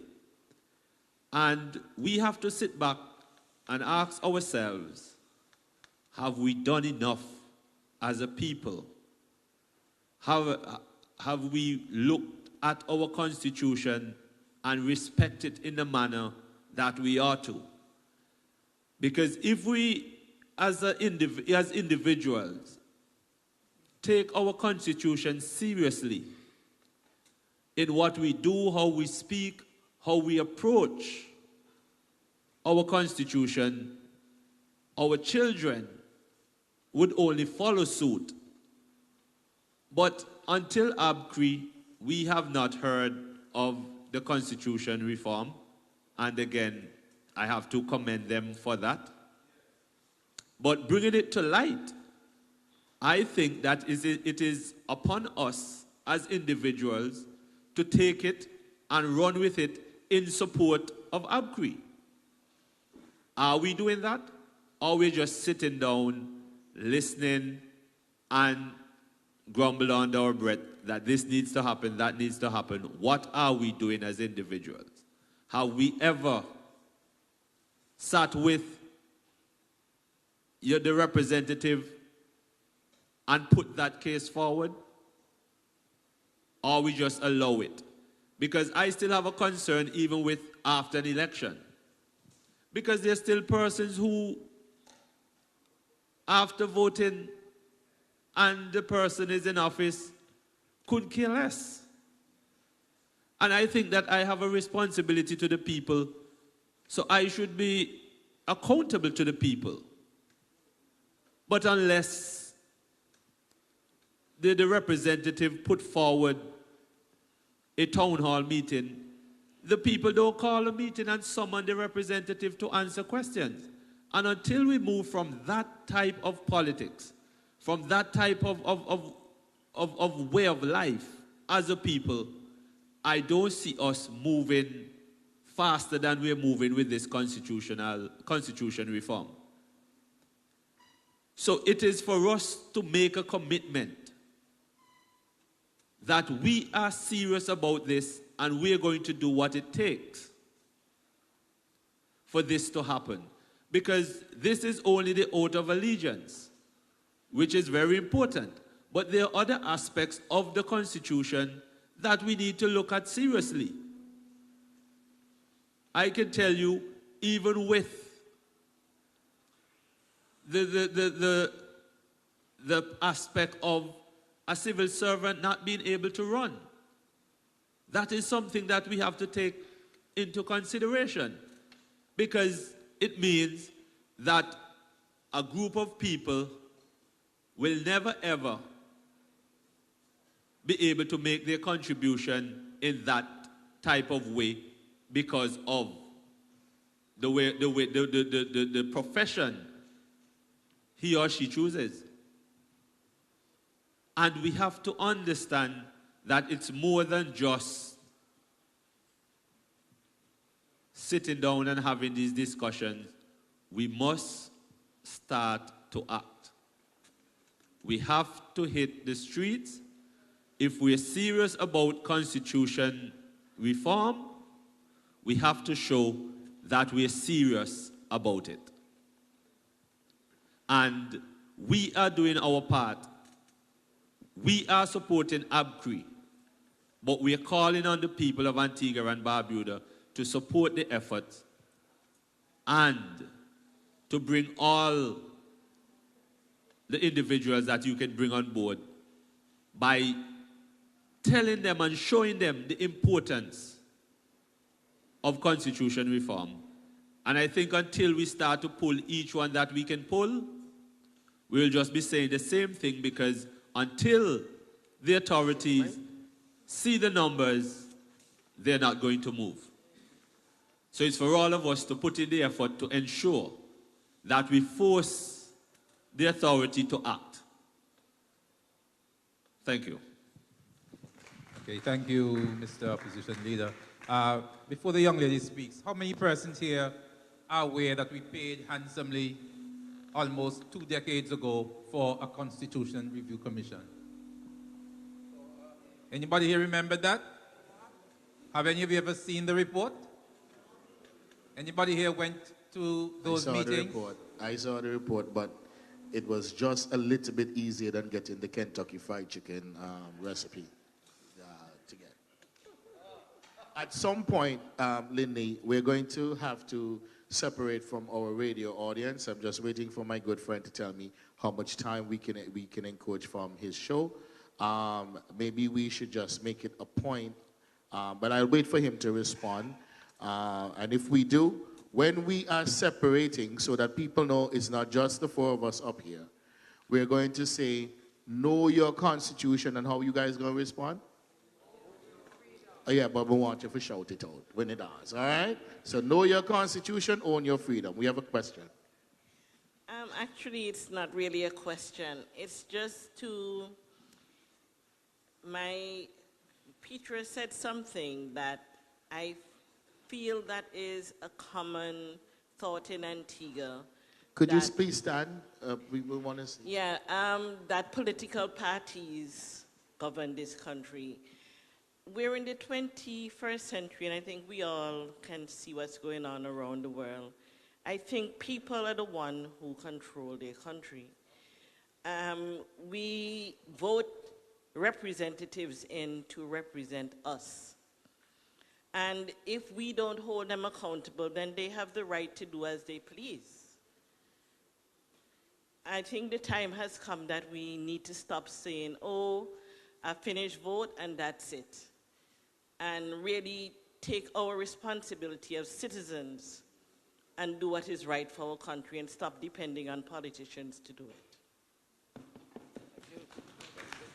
Mr. Smith and then Pearl Quinn Williams, and then there's a hand in the back as well afterwards.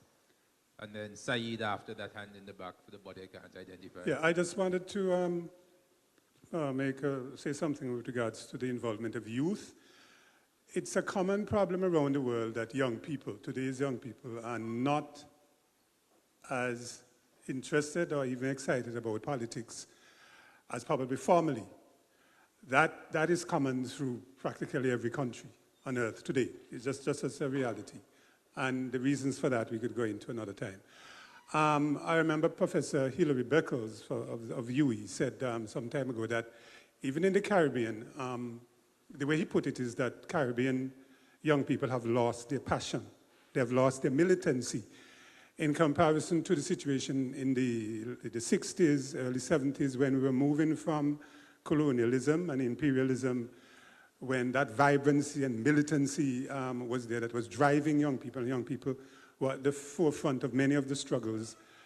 That generation is now, well, our generation now, we are grown up, and the generations that followed, according to Hilary Beckles, they do not have a passion, or their interest is in other things.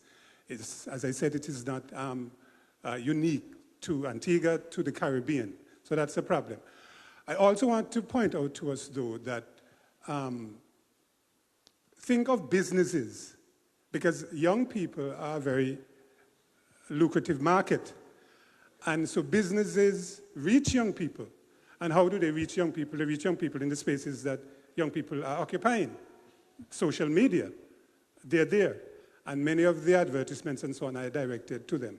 Specifically in relation to what we are talking about, I therefore want to draw our attention to the various spaces, institutions, avenues through which we can reach young people with this message. I am a teacher, and the school system, of course, is one way. I teach social studies on that, for CXC, on that syllabus. What we're talking about is on the syllabus. The Constitution, democracy, the Westminster system, and so on. In the next few weeks, I will be doing that very unit, and I will be talking to them about exactly what we're talking to here. So teachers, especially of social studies in the schools, and social studies is a pretty common or popular choice of subjects by students who are sitting for CXC. So that's those teachers who teach social studies have access to a significant number of young people. That's one. Secondly, what about political parties? All political parties, as I am aware, have a youth arm. I'm sure the ABLP has a youth arm. The UPP has a youth arm. And Mr. Pringle, you could respond after I finish as to whether this particular topic has been one of the issues that they discuss. Because one way of reaching young people is through other young people. So the youth arms of political parties can be the vanguard in that aspect. What about the National Youth Council? National Youth Councils are established all over the Caribbean. I know we have one in Antigua. We have the Youth Parliament, for example. Some very vibrant and active and bright young people in those institutions. One of the problems with National Youth Councils from my research is that they're not as active as they should be or ought to be. But that's another avenue through which discussions like these, reaching young people, could be reached.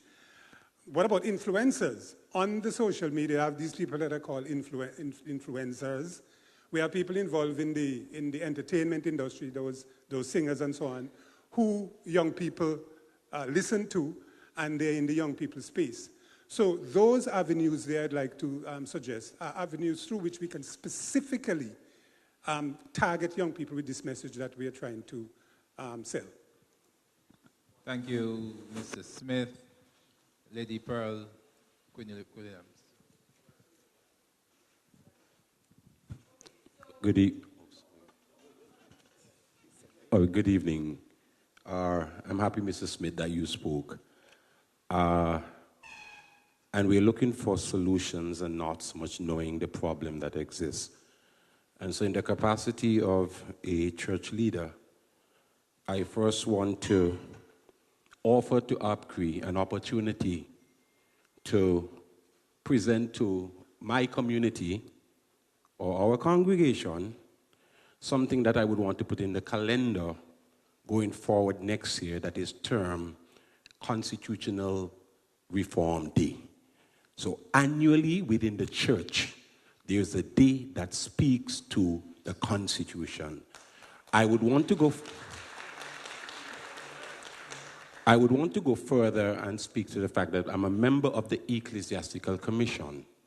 And I would wish that ABCRE would write to the Ecclesiastical Commission requesting some form of meeting that the representative and the associations that are a part of that commission can create some sort of forum so that we can begin to get the message out there.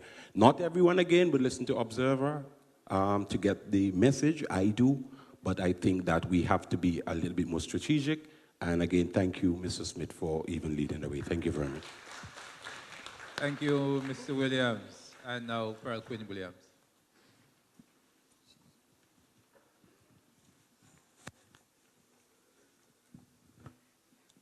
I'm glad I'm coming after my elder and my brother-in-law.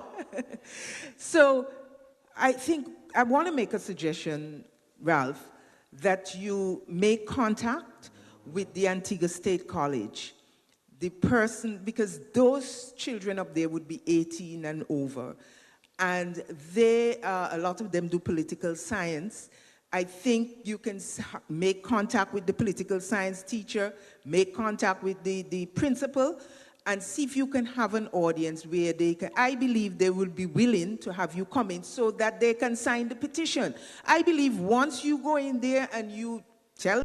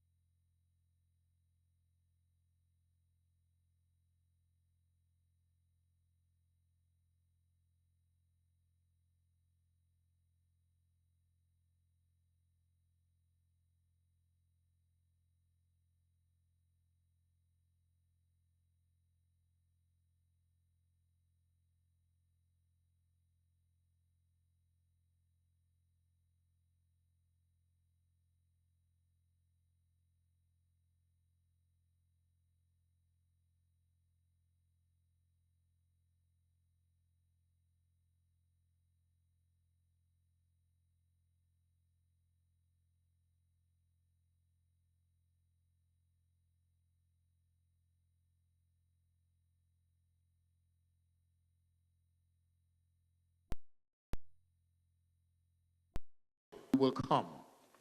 You just call us, we will come. But again, it's incumbent on all of you. The next time we have an event, you know we're on Monday nights. Each of you call 10 people. Each of you insist your children listen. And next time we have a town hall meeting, bring your children with you. Okay, Saeed, before you make your contribution, when you're finished, Ralph will be pitching some questions to our guest panelists, the leader of the opposition, and also the member from Barbuda. Good night, everyone. Let me thank ABCRE at the very outset for this very wonderful job that you've done. And at the very beginning, let me let you know that I am an institutional person. Nothing survives without it. And so I want to first address my friend Bobby Emanuel. He's left? Well, that's what happens when you're old, you have to leave. Tomorrow is my birthday, so you know that tongue-in-cheek. I'll be well over 6.5 decades in the earth. I went to my mom's this afternoon, the matriarch, to thank her. So we bow down to the womb. First time I went to Ethiopia, I came with my friends, and that's what they did. On approaching their mothers, they bow down to the womb. And so I went tonight to say to my mom, who's now 87, how thankful I am for all the things that she has done. But let me get back to ABCRE. This is phenomenal.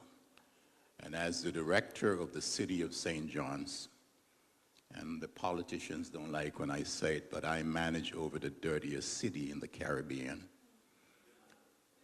And And you see, here's what it is. For those of you who know my dad, Boss Green, who left the earth when he had lived for over 8 decades and 9 years, he was going to talk about you. If you do good, he's going to talk about you. If he doesn't agree with you, he's going to talk about you. Either way, he's going to talk about you. This institutional arrangement to expose us to a constitution which you've just affirmed is the first time that it's ever been done. And so Bobby was really saying to you, the whole ABCRE board and its leadership, my 12-year-old son is at Youth Panorama, and so I had to navigate the traffic. But here's where he wanted to be tonight, because every Monday night we listen.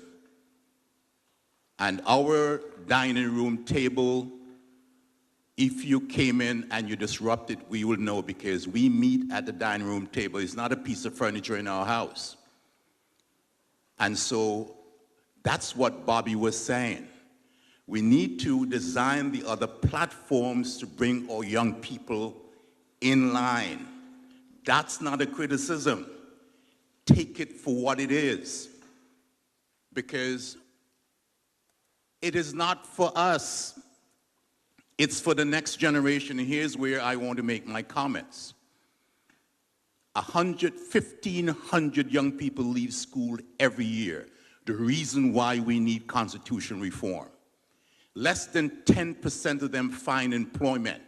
So in a 5-year period, which is your election cycle, you politicians, that is 7,500. When the Gaston Brown administration reaches April of next year, it will be 15,000 young people who would have left the school. And you have less than 10% of them finding employment. Saeed, I'll only ask one thing. What is the source of that statistic? Well, it's right there. The Board of Ed says that 1,500 people leave school every year. You talk about those who have found employment, but that's another issue. Let's stick to the Constitution. I'm making the point. Just allow me for a minute, because I am really not here to support constitution reform. It is really in the name of the young people that I'm here tonight. It's really about them.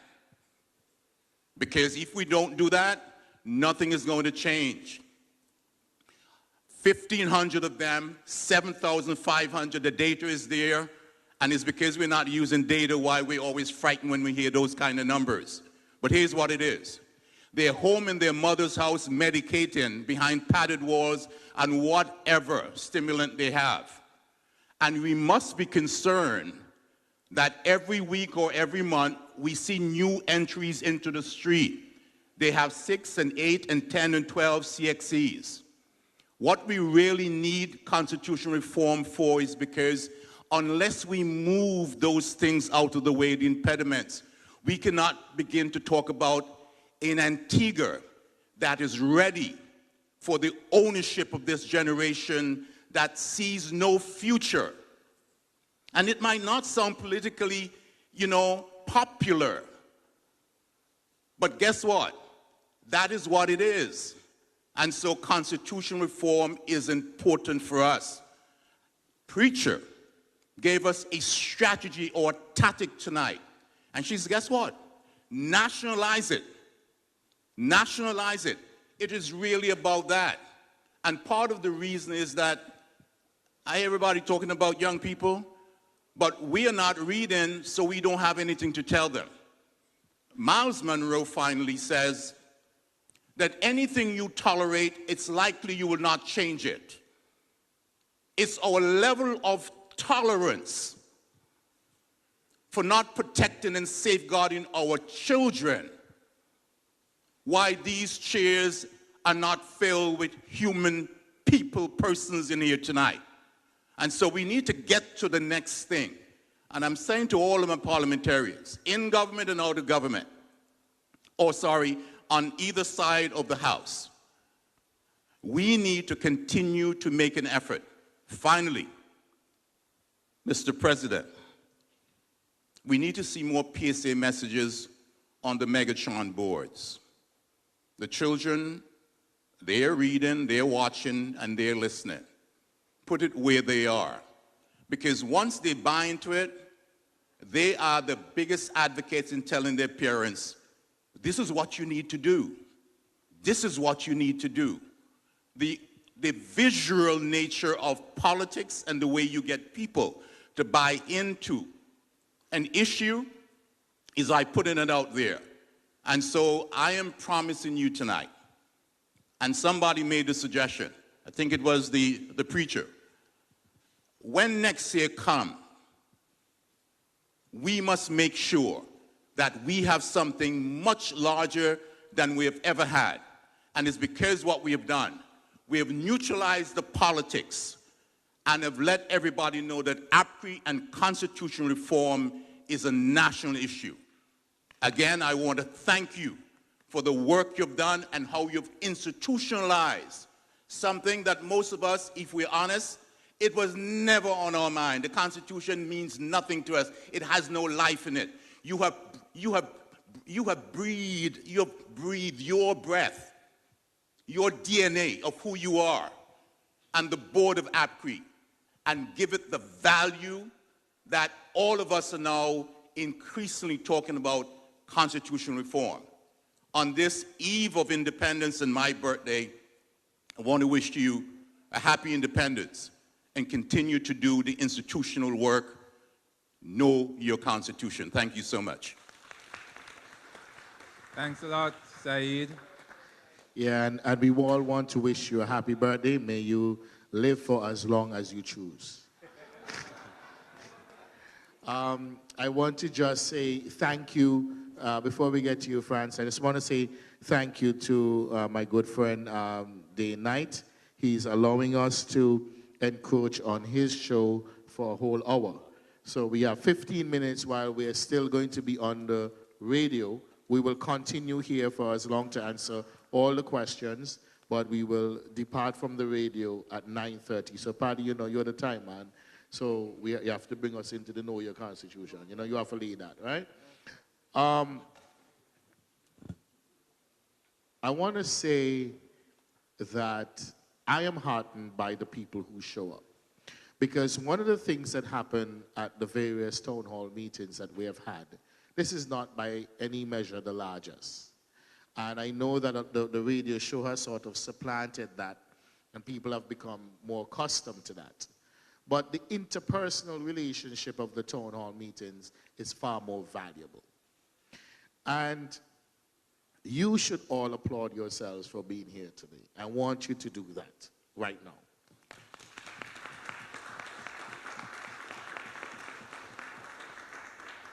Before we get off the radio, I want to take a poll. You would have heard the discussion about the oath of allegiance. Let me see the hands of all those who believe we should reform the oath of allegiance as drafted. I want you all to pan around. Those with the video. Is everybody hand up? I see one person behind there whose hand is at the back coming to you. All right? We're going to get a quick count. Ralph. Okay, let's take down the hands. I want to see the hands of all those who think we should keep the oath of allegiance as drafted. The most I got was a yawn.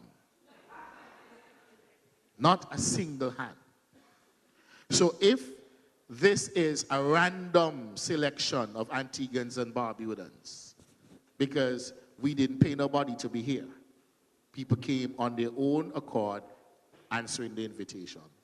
Here it is, we see that 100% of the Antiguans and Barbudans present tonight have all said, change the oath. So, gentlemen, when you go back to Parliament,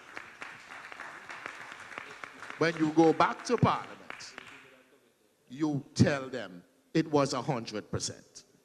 But you know, when I have politicians, I have to put you all under a little pressure. That is the low-hanging fruit. But there are plenty fruits on the tree, you know, being countryman now. So sometimes you have one mango, the only ripe mango, way up there. You have to take stone and throw them down and the mango tree and the mango get liquor pressure. But I know you are up for the task. We have some other suggestions for constitution reform, and we have no difficulties with it, ABCRE. And I know, Mr. Walker, you have given the commitment, as have you, Mr. Pringle, that if we draft something that you believe in, you will take it to Parliament, and we appreciate that. So this is the rapid fire section. I'm just going to throw out something. I'm going to ask the two of you first, and then I'm going to ask the audience. Do you believe that we should move towards republicanism by removing the British monarch as our head of state, head of parliament, head of the cabinet, head of everything? You can just put up your hand and say yes and shout it out. No, wait, I don't want y'all to vote them, but let them vote first. If that comes up in Parliament, how would you vote? And your options are, because we're going to go quickly. Are we going to go quickly? I need yes, no, I need to think about it. So do you think we should move to republicanism? That's not something to think about. I think that we will see a majority of the House voting yes to go to a republic. When we look at it, what is it that it's going to change going to a republic differently than what we're doing now? We are already an independent state, and I think that going republic is just a formality because we're already doing it, and I think that is the right thing to do. Okay, Mr. Pringle, remember your options are yes, no, I need to think about it.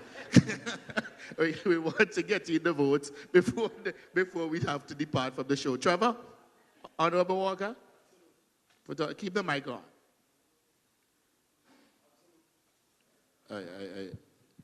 Check. Okay. Absolutely, yes. Okay, good. Audience, all those who think we should remove the British monarch as our head of state and have an Antiguan and Barbuda as our head of state, put up your hands. Okay, I look like nearly all the people. Put down your hands. All those who say no, put up your hands. We have no no's. Anyone who says, I need to think about it and study it a little bit more, we have one person. That's good enough. Two, actually. Three. Yeah, put up your hand high. Yeah, all right, good. Okay, good. Next one. Right of recall. I'm going to explain it quickly for the listening audience who may not know about. Wait. Let the politician vote first. Right of recall, what we're saying is that if, and a 2/3 majority, because we're using a supermajority to avoid political interference, nobody wins elections by 2/3 in any constituency in Antigua ever. So if 2/3 of the people, of the registered voters in a constituency, sign a petition to remove their current representative, it triggers a by-election once certified. Do you believe we should have a right of recall? Yes, no, or I need to study it? Yes, I believe we should. Okay. Yes. I just want the two of you to remember this is being recorded, right? All right, go ahead. All right. Let me, from the audience now, all those who believe we should have a right of recall, let me show our hands. Okay, that look like everybody again, but just to be sure, all those who say no, one person, he's an aspiring politician, I knew it. That's cool. All those who say I need to study it a little bit more. One person all the way back need to study it a little bit more. So you see again what you can take to Parliament. Next one. Sections 39(1)(a) of our Constitution. Sections 39 and 30 and 39 are the same provisions. They're the disqualifying provisions of which all of Antiguans and Barbudans would have become very familiar with based on the most recent by-election. These are the two provisions of our Constitution that outlines the disqualifying provisions, disqualifying factors for senators, Section 30, and Sections 39 for members of the House to run for office. Sections 39(1)(a) says, if you are an Antiguan and Barbudan citizen and you become a citizen of another country, that you are prevented from sitting being appointed as a senator or being allowed to run for political office. What does that mean? It means that my dear sister Beverly, I don't think she minds me using her as an example, is a naturalized, born Antiguan citizen, naturalized American citizen. She cannot run for political office in Antigua and Barbuda, nor can she be appointed to the Senate unless she gives up her U.S. citizenship, which has all sorts of terrible consequences, by the way. This is just to even run, not after she wins, just to even run. However, her son is a born American citizen, and he has derived his citizenship through, yes, Trini, but you too, right? Derived his citizenship through his mother, and he can run for political office. He can be appointed as a senator without giving up his citizenship. Someone can come off their jet having purchased our citizenship through the CIP.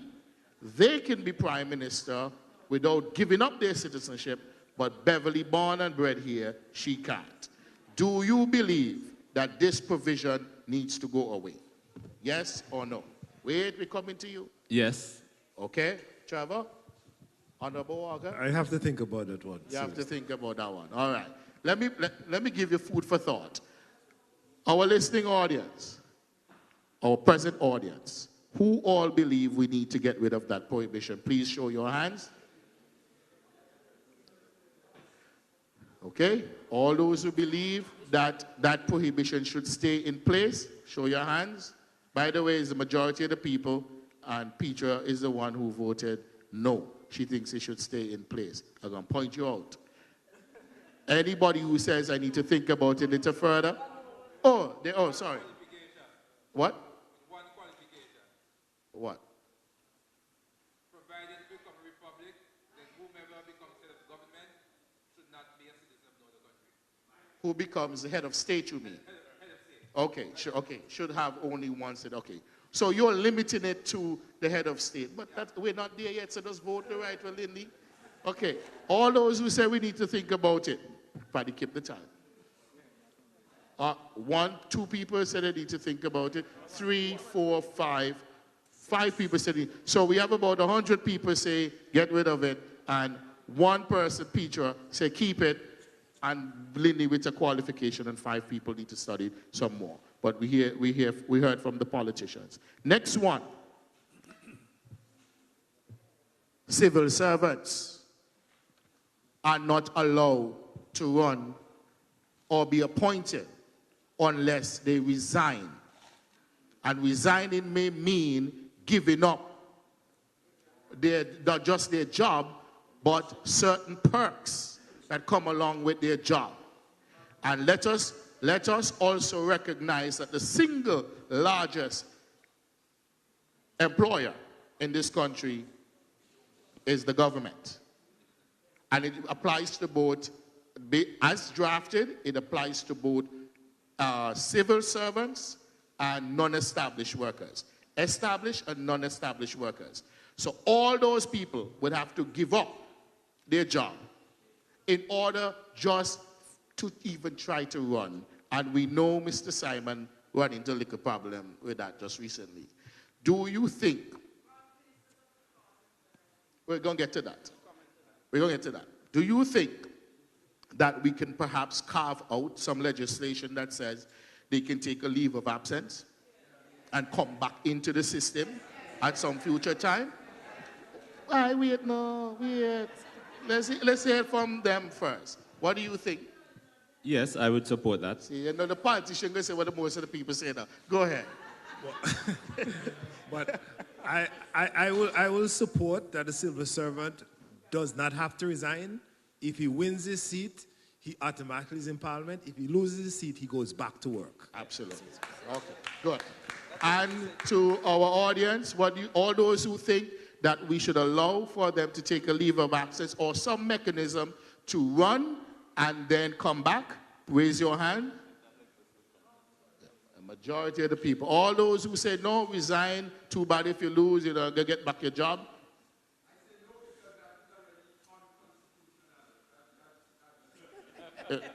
Well, it can be unconstitutional if it's in the Constitution.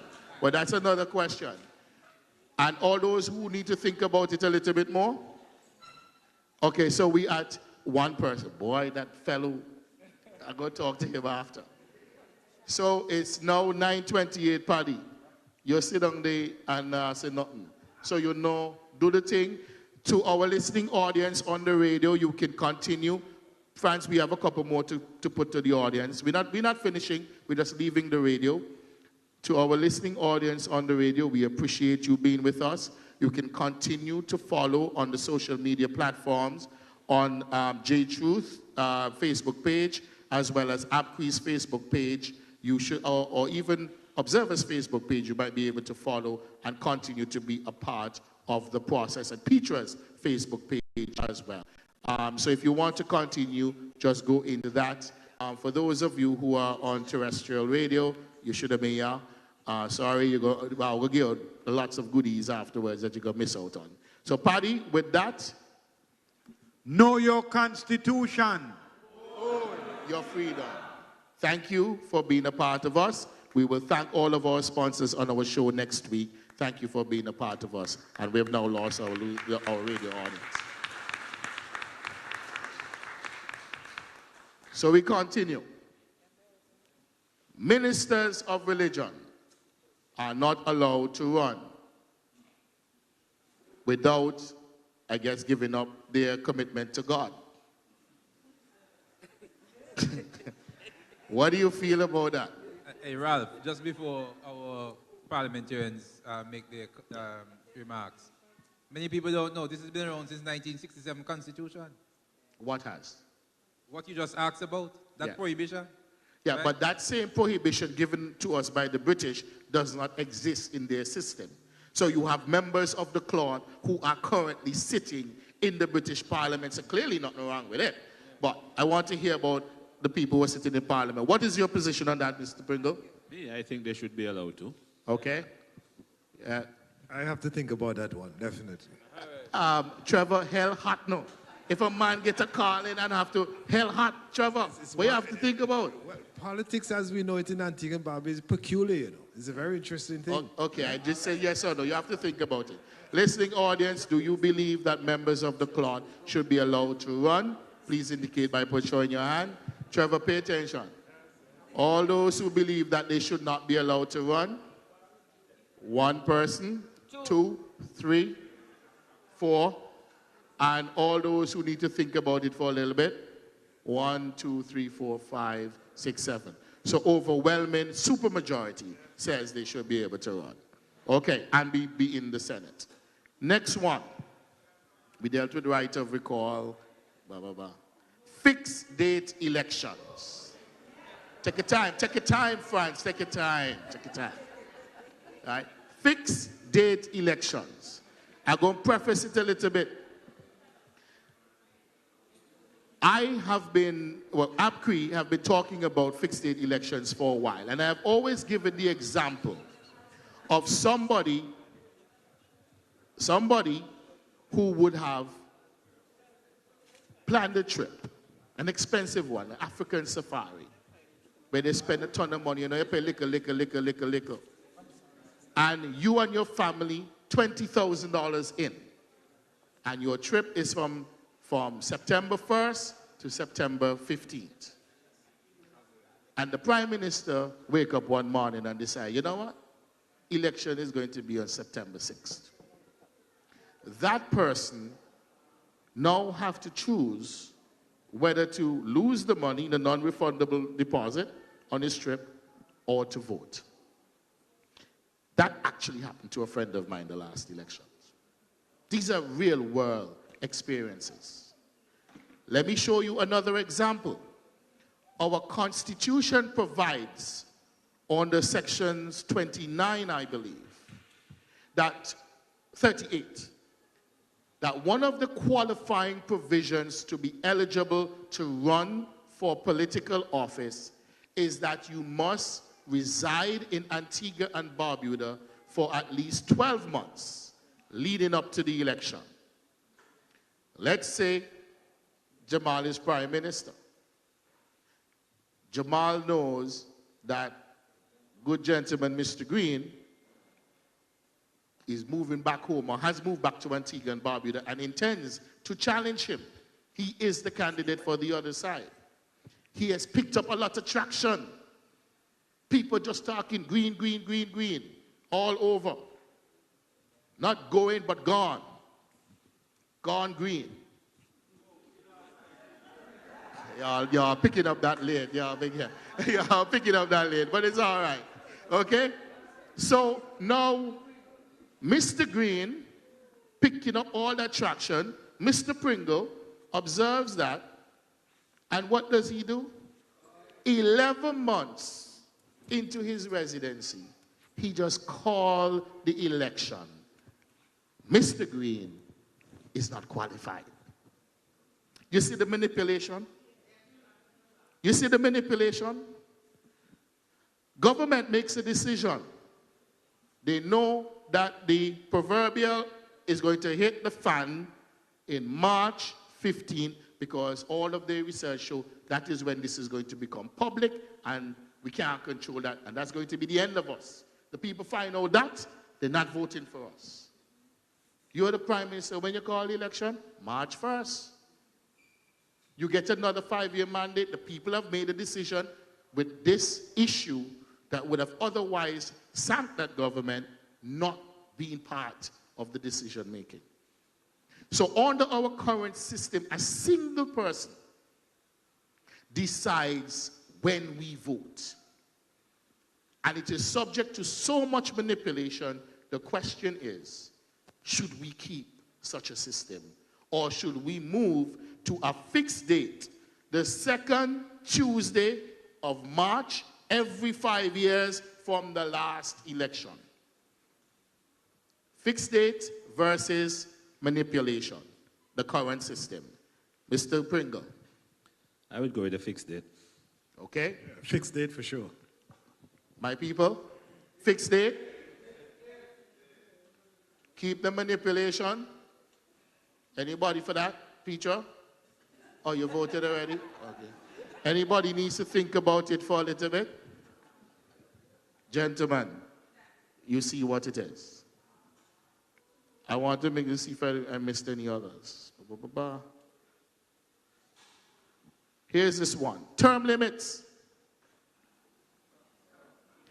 And I'm going to break term limits into two. One, term limits for parliamentarians, meaning whether it's one term, well, not one term, 2 terms, 3 terms.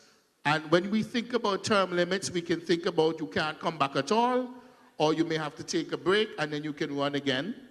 So we're going to deal with it for parliamentarians first, and then we're going to deal with it for prime ministers. Okay? So do you believe that there should be term limits for parliamentarians? Mr. Pringle? No. Okay. Mr. Walker? Well, going on 20 years, no.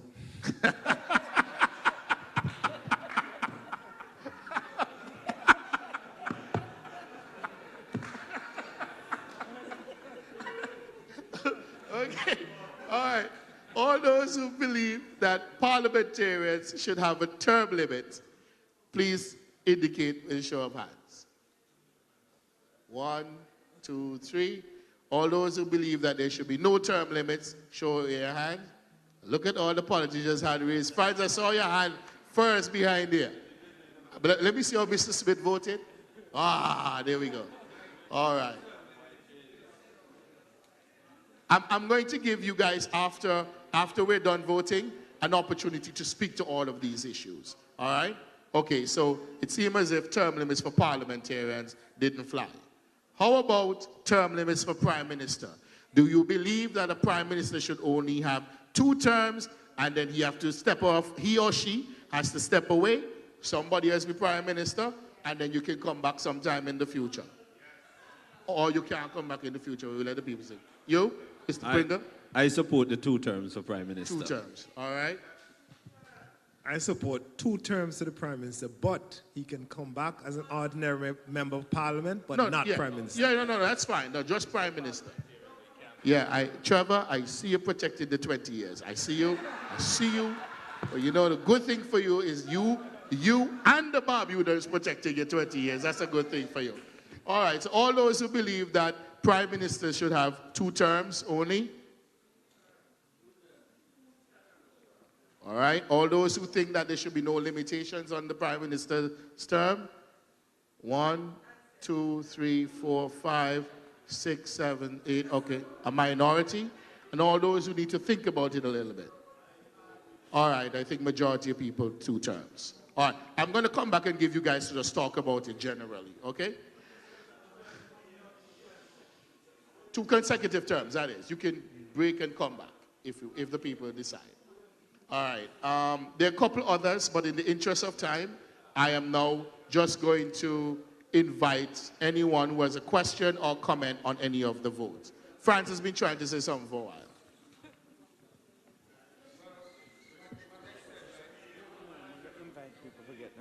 Hey, good night, everybody. I just want to thank ABCRE for allowing me the opportunity to read the Constitution of Antigua and Barbuda from cover to cover. Like many of the people in this room, you would have taken the 2 years to read every word of the Constitution and then explain it painstakingly every night. That is something that I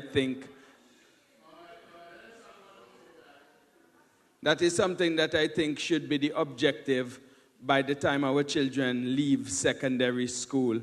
I did it as an adult over the age of 40, and I really think that all our children, our citizens and residents, should know, at least have been experienced in reading through our Constitution before they leave secondary school. So thanks, ABCRE. The journey of 1,000 miles begins with a step. And ABCRE has started the journey here relative to Constitution reform and the knowledge of the Constitution of Antigua and Barbuda.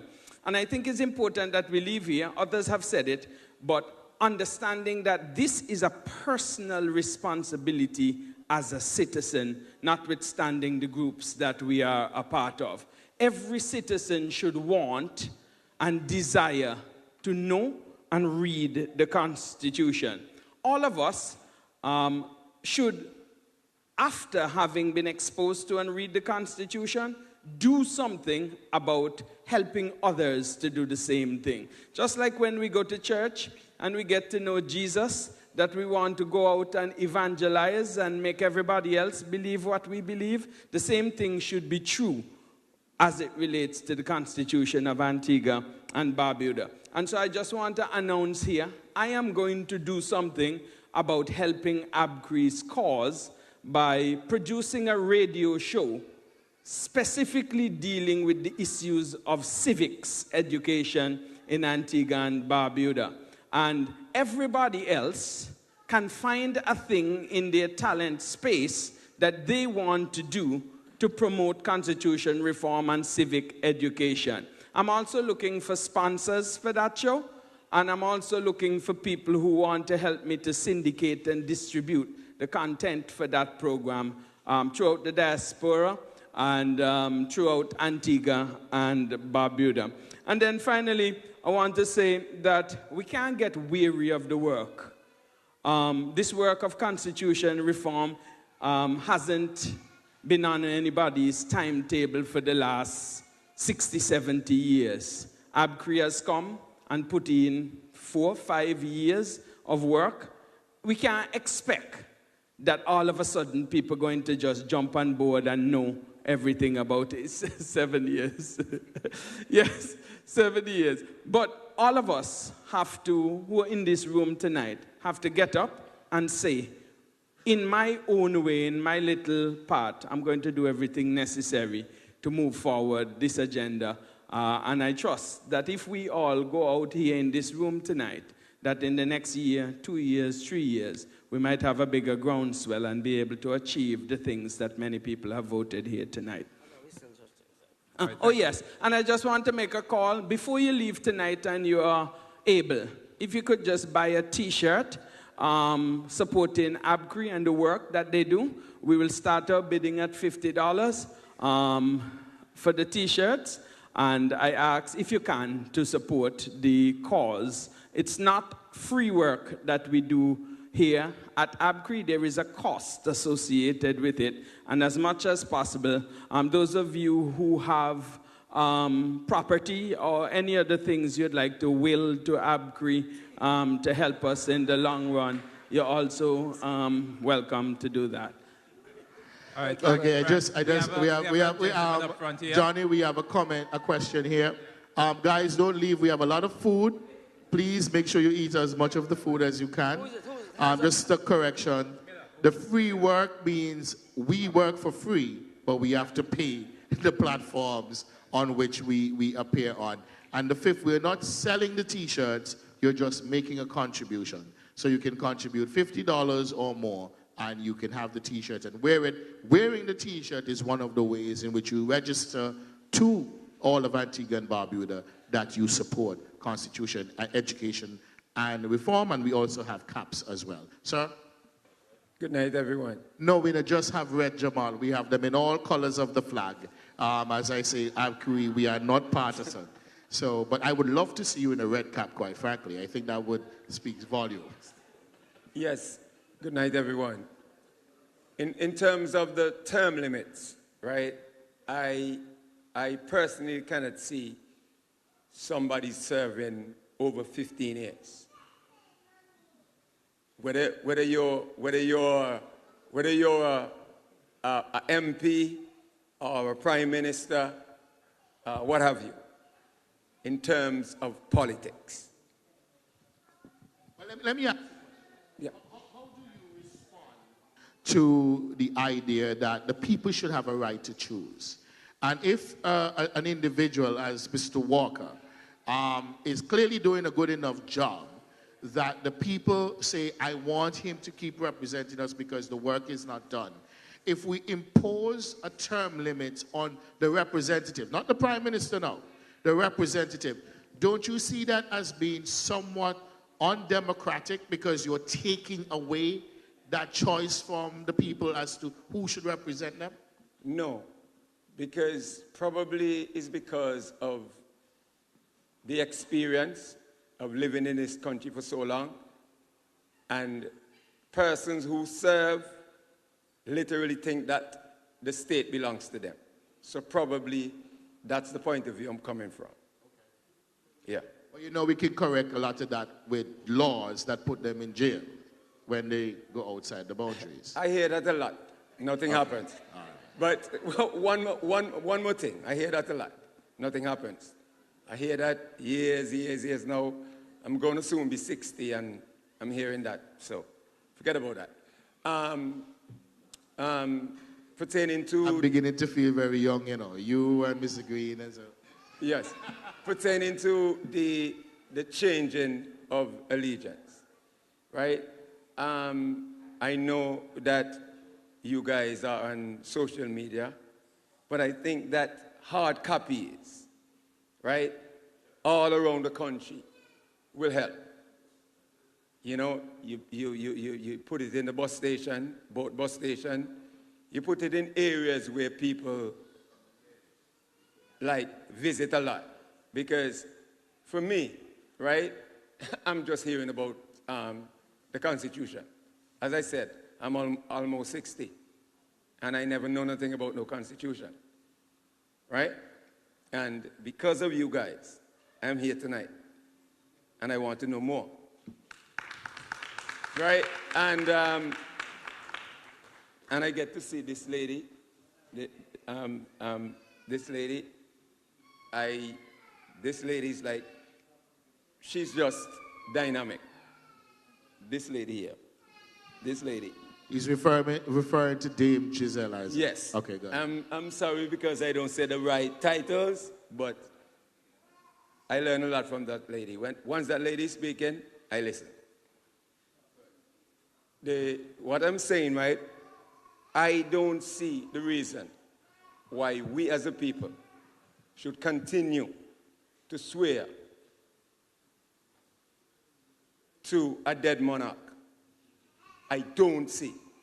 Also, what is the purpose of us having a governor general of head of state, what benefit do we get from it? I'm asking. I ask this question, I ask the politician that, and the different ones, nobody can answer me. Yeah. What benefit does derive from that? Yeah, quite frankly, I don't see any. I think the Governor General is a leftover from slavery. It's something that we have just carried over to say to the British, just like keeping the British monarch as our head of state, head of cabinet, head of parliament, head of our judiciary. It's the Queen saying, I'm not paying for nothing, but I'm still the head, and you owe an allegiance to me. But my good friend, and we're going to start wrapping it up because I don't want to lose the people. I want to give the network an opportunity to something to happen. And please eat the food. I will say this to you, right?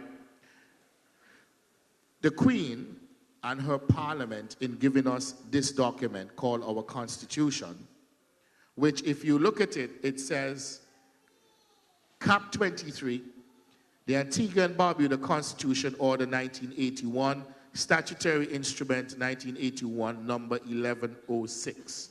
If you go to the British laws, right, the laws of the United Kingdom, and you look that citation up, you will find our Constitution. This is an act of the British Parliament. We're celebrating independence on Wednesday. Only people who were conquered have Independence Day. Britain has no Independence Day, but we do, because we were conquered. But I will say this to you. The British gave us this. They retain all the powers that we have identified, including the oath of allegiance. But you know what they said in section 47.5? If you don't like it, change it. Yeah, I read that. Okay? So if they say to us, we're giving you this, but if you don't like it, you can change it. If for 42 years we have not changed it, am I going to blame a dead monarch or an aging current monarch? No, I'm going to blame us. Yep. So let's get the papers out that we can get it changed. And thank you, because we have learned a lot from you. This is the kind of thing that I'm talking about. The idea that knowledge only comes from one set of people, it's total rubbish. Each and every one of us have a contribution to make, and find your voice and speak your truth. You have a right as a citizen. We take one more, and then we're going to wrap up. Dame Giselle. Yes, my last contribution tonight. I voted, when you asked about the term limits for prime ministers, I voted no. I used to think that term limits for prime ministers were necessary, because I felt that if in the great United States, a president could only run twice, 2 successive terms, and they managed to remain as great as they are, great with, quotation marks, then we could do the same thing.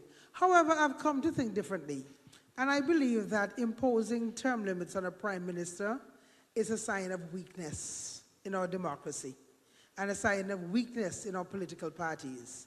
We believe that when you have a bad prime minister, we'll put up with him because, well, it's just 2 terms. 1 more term and he's gone.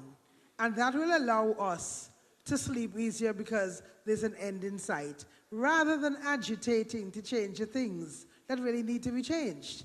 And in terms of the political parties now, if you have a prime minister that is terrible, that is insulting to his colleagues, that is bad for the economy, that is everything that we're going through now, right? And his colleagues say, well, he can only run for 2 terms. They too will not be in the position, they will not making themselves ready. They're going to wait out the 2 terms. They're not going to try and curb his excesses. And really and truly, the prime minister is the person that the governor general appoints when after the election, based on the person who commands the respect and the everything of his team. So teams need to be strong. You can't just say, well, I belong to this slate, I'm a party man, and so if the prime minister is awful, I have to put up with him, well, it's just 2 terms, whatever. I think we need strong democracies so that when people do not perform, you invoke the power of recall, and put them out. And in the same thing for a prime minister. If he is good, if he's excellent, if he's working in the interest of the people and the country, why would you want to move him and say, well, okay, he done do 2 terms. He's doing a good job. Allow him to continue doing the good job. That's the will of the people. When the prime minister is bad, let the institutions remove him. Thank you. That's a very good point.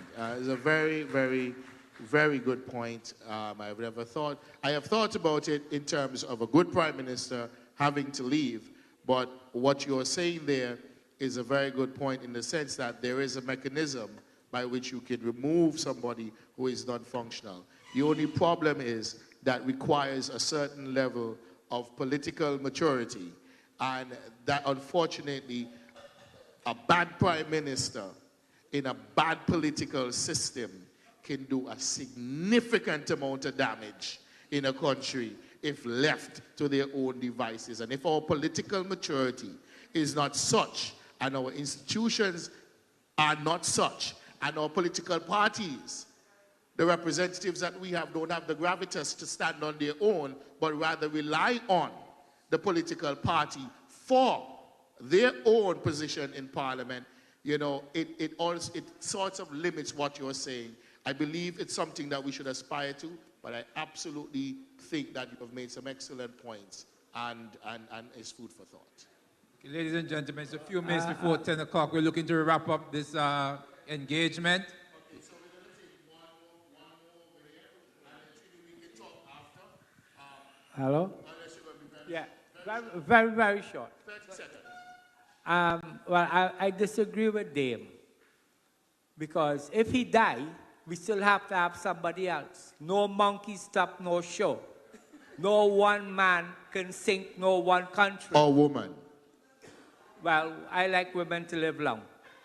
All right, but what I want to say, 2 terms, because somebody else have ideas to move forward. That's right. Thank you.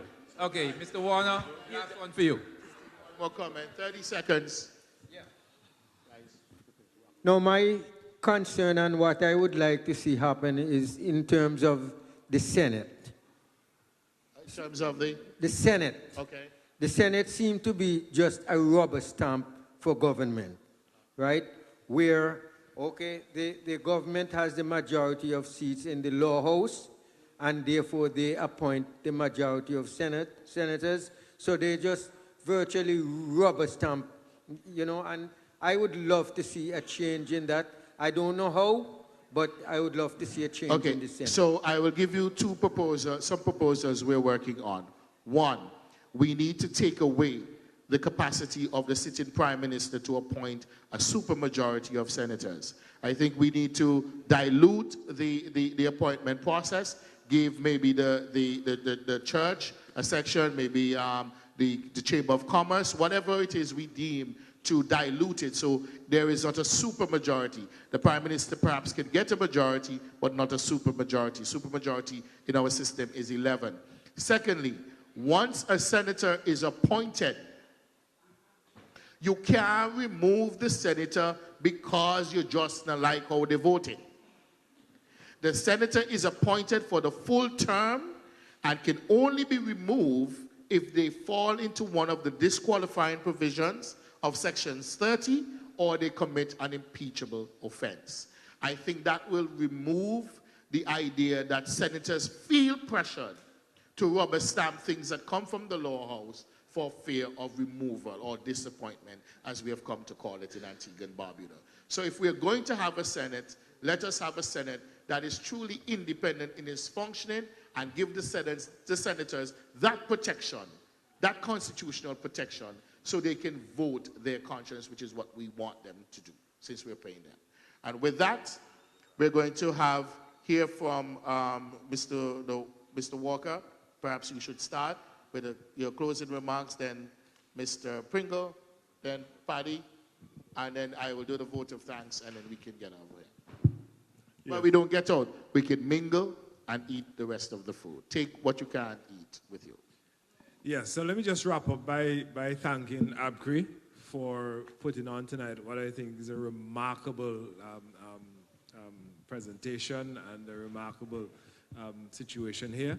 I think it's important that Antiguans and Barbudans recognize the importance of exactly what we're trying to do in terms of bringing awareness to this, what we call the Bible in the Parliament. This is a supreme law that everything springs from, as we say in the Parliament. Everything comes from the Constitution in terms of judgment and constitutionality in terms of what applies. I want to say to us tonight that we also have an obligation to ensure that we spread the word. I still think that ABCRE should continue to be the main catalyst in this, in terms of moving the process forward, but let us also do our part to ensure that the next time we meet here, that we can come to report that we have successfully gotten through the Parliament that simple amendment of changing the oath of allegiance. I can give you my commitment, and I can also speak to my brother, Mr. Pringle here, that we will continue to do our part to ensure that we move forward with constitutional reform in conjunction with the ABCRE. Finally, I want to say that the first step in terms of the oath of allegiance for us is just the start of this process. We would expect that, barring those provisions that needs a referendum, that there's several other things that can be done to our Constitution in terms of reform that we should also pursue. And so I'm giving that commitment that from where I sit and with my colleagues, that we're fully committed, and that when the time comes, that you can call on us at any time. Thank you very much. Good night once again, and I just want to thank ABCRE again for putting on this town hall meeting. I think this is a critical aspect of Antigua, the history of Antigua and Barbuda, and I want to give my full commitment to the cause.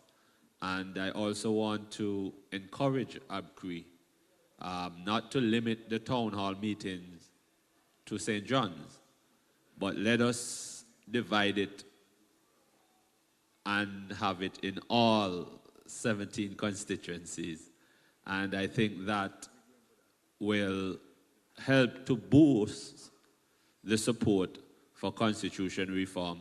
I know the United Progressive Party is committed to it as well, because even before me, I know the former political leader said publicly that he agreed with the constitution reform and was lending his support to it. It is very important at this point for us to continue the discussions in our circles and go out and be champion of constitution reform, because in 42 years, and we're still having this discussion, it means that something is terribly wrong with us as a people. And in order for this to change, we have to be the change that we wish to see. And as it relates to the younger folks, young people, they are interested, but I think we have not done the best that we possibly can to get them involved. When I listen to the discourse of persons, younger persons, when you interact with them, I know they're ready for it, but we have to take it to them. We have to show them that this is the way forward and have them sell that constitution to their peers. We sell it to those who are in the space and allow them to sell it to their peers. I think that is an avenue that we can use to help to bring the awareness to not only the oath of allegiance, the change of the oath of allegiance, but also to a broader constitution reform. I think it's timely, and I think we have to put every effort in getting a constitution as a subject or a discussion among all schools or within all schools. Because, you know, I went through school and I can't recall the discussion of the Constitution came up at any point. We will deal with government and all of that, but we just skim the surface. But I think the time has come for us to go in depth into our Constitution and make it a national issue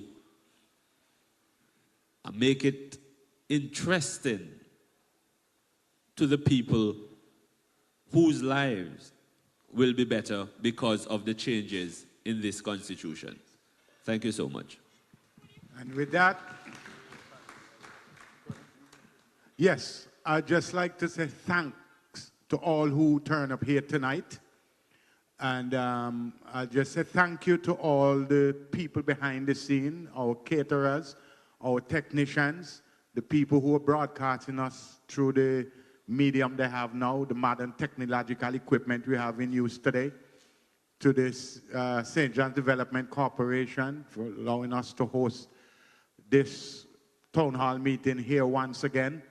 Of course, to the Honorable Jamal Pringle and the Honorable Trevor Walker for accepting our invitation, because it's not they alone get invitation. Even Asot get invitation too. So who you see ya, now ask no question, because they get invitation. So if they don't come, they blame how ya. Again, you know, ABCRE, my theory and philosophy is that the Constitution is the most important document in Antigua, where it covers you from the cradle to the grave. There is no other document in Antigua even 1/10 of an importance. And I assemble up for blaspheme. But the average man who can read and write in Antigua, writing name John Smith, when Friday come when he get the paycheck, Sunday morning you see he had 9 Bible in his hand and carry a church. And he can quote Bible, bad boy. He can quote Bible. But you know the first line in the Constitution that govern for his life. So for me, the Constitution most important thing. Period. You can call me blasphemy if you like. Thank you to ABCRE, because ABCRE make me know the Constitution, man. Because when I was a child in Antigua in 1961-62, 6 and 7 years of age, Antigua had 10 lawyers. And when I grew up and you talk about the Constitution, you're like, hush your mouth, boy, you talk about Constitution. Oh, you a lawyer? And Antigua should have given praises to, you see this boy from Bethesda, you know, make me lobby, because he said that he go Bethesda primary school and he go Pierce school in a lobby center more. And he say, one woman from Bethesda, Lucinda Payne, the best teacher in the world. And some of the universities he go, the man and they have credential, a wheelbarrow and carry. But he rate Lucinda Payne because a primary school teacher at the beginning that. And he honest. Now, we are so fortunate to have Bev and Ralph as 2 attorneys. Boy, look, if they never get the money for the years that they do this now, like liars round your want to get money for even call the word Constitution, they buy Royal Antigua and sandals. And they're doing it all for free to teach people. Their philosophy was simple. You let me tell them. Remember, John quashed me, you know. Ralph said, no, Paddy. You equal out, man. You just get the opportunity for have the credentials. But you are the experience. What them read or what me live. And because of the philosophy, I love them for that. Because when me like a boy, any black man round here on degree, boy, he walk on cloud. He now mix with ordinary people. And these attorneys willing to teach us the Constitution. And this is why it was easier to find out the Coca-Cola secret, the Angostura bitter secret, and where Kentucky put in the kitchen up to 20, 30 years ago in Antigua than the Constitution. So all praises for me go to Bev and Ralph and ABCRE as an organization. Again, I thank you all for coming. Thank you very much. Thank you, Paddy, for being Paddy, because no other body can be Paddy. Right? I just want to specifically thank some people. I know Paddy would have done a general thank you. First of all, I want to echo his sentiments of thanking you for coming out tonight. There are lots of other things competing for your time, and you chose to be here. The good gentleman, I know you guys are very, very busy, and you immediately accepted the invitation, and for that, you ought to be applauded. I was hoping to see more of your colleagues, though, but I have to have a conversation with my representative because I didn't see him here tonight. I want to thank the management and staff of St. John's Development Corporation. They're always very accommodating to us, and we appreciate it. Ecstasy Sound System and Alva Archibald, they've been here from the beginning, and they charge us nothing. So, not St. John's Development Corporation. We haven't paid them. But Ecstasy Sound System, they do this for free. They bring in their equipment, and they give up their time. And so if you're having an event, you have to support who supports you. Call Alva, 725-1551. They can do from your baby christening to your big fete. They have the equipment. The Observer radio station, Newsco, always excellent, always on board. Arena David and iRise Corporation, she is exceptional. She organizes, she gets everything done. She's been doing it for us now for a couple of years, and we really appreciate you. Success Catering, Chef Melvin Myers and Alfred Buffon. You see this beautiful creation here. Let me tell you, Antiguans and Barbudans have talent. This is just something you just whip up. If you see some of the things that this guy make with fruits, you will hold your head and bawl. And the food is amazing. They're great chefs. Again, Success Catering, look out for them, hire them. All right? Boundary Bites with Chef Twos, again, jumped in. 18+1 restaurant and bar at the Cedar Valley Golf Course. My good friend Newman jumped in once requested. They've bought their foods. Ocean View Restaurant, Auntie Ruth and Bill, they bought their food. Again, just jump in. Well Surgical, our marquee sponsor. Peter Williams and Peter the Spectator. She does the video streaming seamlessly, make us have an actual record of this so you can go back and watch or direct whoever was not here to it so they can at least learn from it. We really appreciate you, Preacher. You know the only difference between the dinosaurs and me when it comes to technology is the size of our fingers. So I'm glad that you're able to get all of the streaming done, and your tech, Akeem, always on point. They do an amazing job whenever they're called. J-Truth Live, we talk about reaching the younger group. They reach a younger audience. Again, J-Truth was asked to be here, and he has stayed the full course and is streaming on his platform with the thousands of people who follow him online, and we thank you for that. I mentioned the panelists already. My good friend, Lindley Winter, we asked him yesterday, would you just step up? And Lindley just say, no problem. And you were sort of as if he was rehearsing for the past year, because I think now we have found a permanent person to do this job going forward. All right? To the young man, Javante Chatham. Remember that name. This young man has exceptional musical talent. I asked him yesterday. I think he actually may have missed, no, maybe he left his keyboard, but he had class tonight and he said it would be my honor. His response, oh, here he is. Oh, he missed class.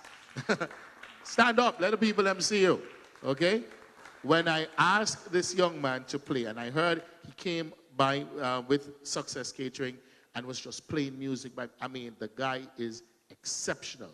He plays jazz, he plays anything. He's a walking karaoke on his keyboard, right? He that good, all right? What moved me is not just his humility and his talent, but when I asked him yesterday if he would play the national anthem, or was it today? It was yesterday. If you play the national, his response was, it would be my honor to play the national anthem. I mean, if we have young people like this, we know that there is a future for our country. We just have to reach them and teach them, and don't expect it to happen by osmosis. They need us. Bad children normally come from bad parenting and bad communities who refuse to take up the responsibility to take care of our youth. They are our future. We might live a long time as old people. They're going to be in charge. We're not going to be in charge. Or better prepare them now to take over this country and to do so effectively. And once again, thank you all for coming. Thank you all for coming. Continue to participate. If you have a business and you want a physical copy of the petition, let us know. Let me know afterwards. If you want it emailed to you, that you can print it out yourself if that's easier, or you want to take it up and go around in your community and get the signatures. When you have enough signatures, you can drop them off by Paddy, and we're going to send them where they need to go, because I promise you, the oath of allegiance is going to change. You hear me, Mr. Smith? It will change. Thank you very much for coming out. Thank you all. Have a good night.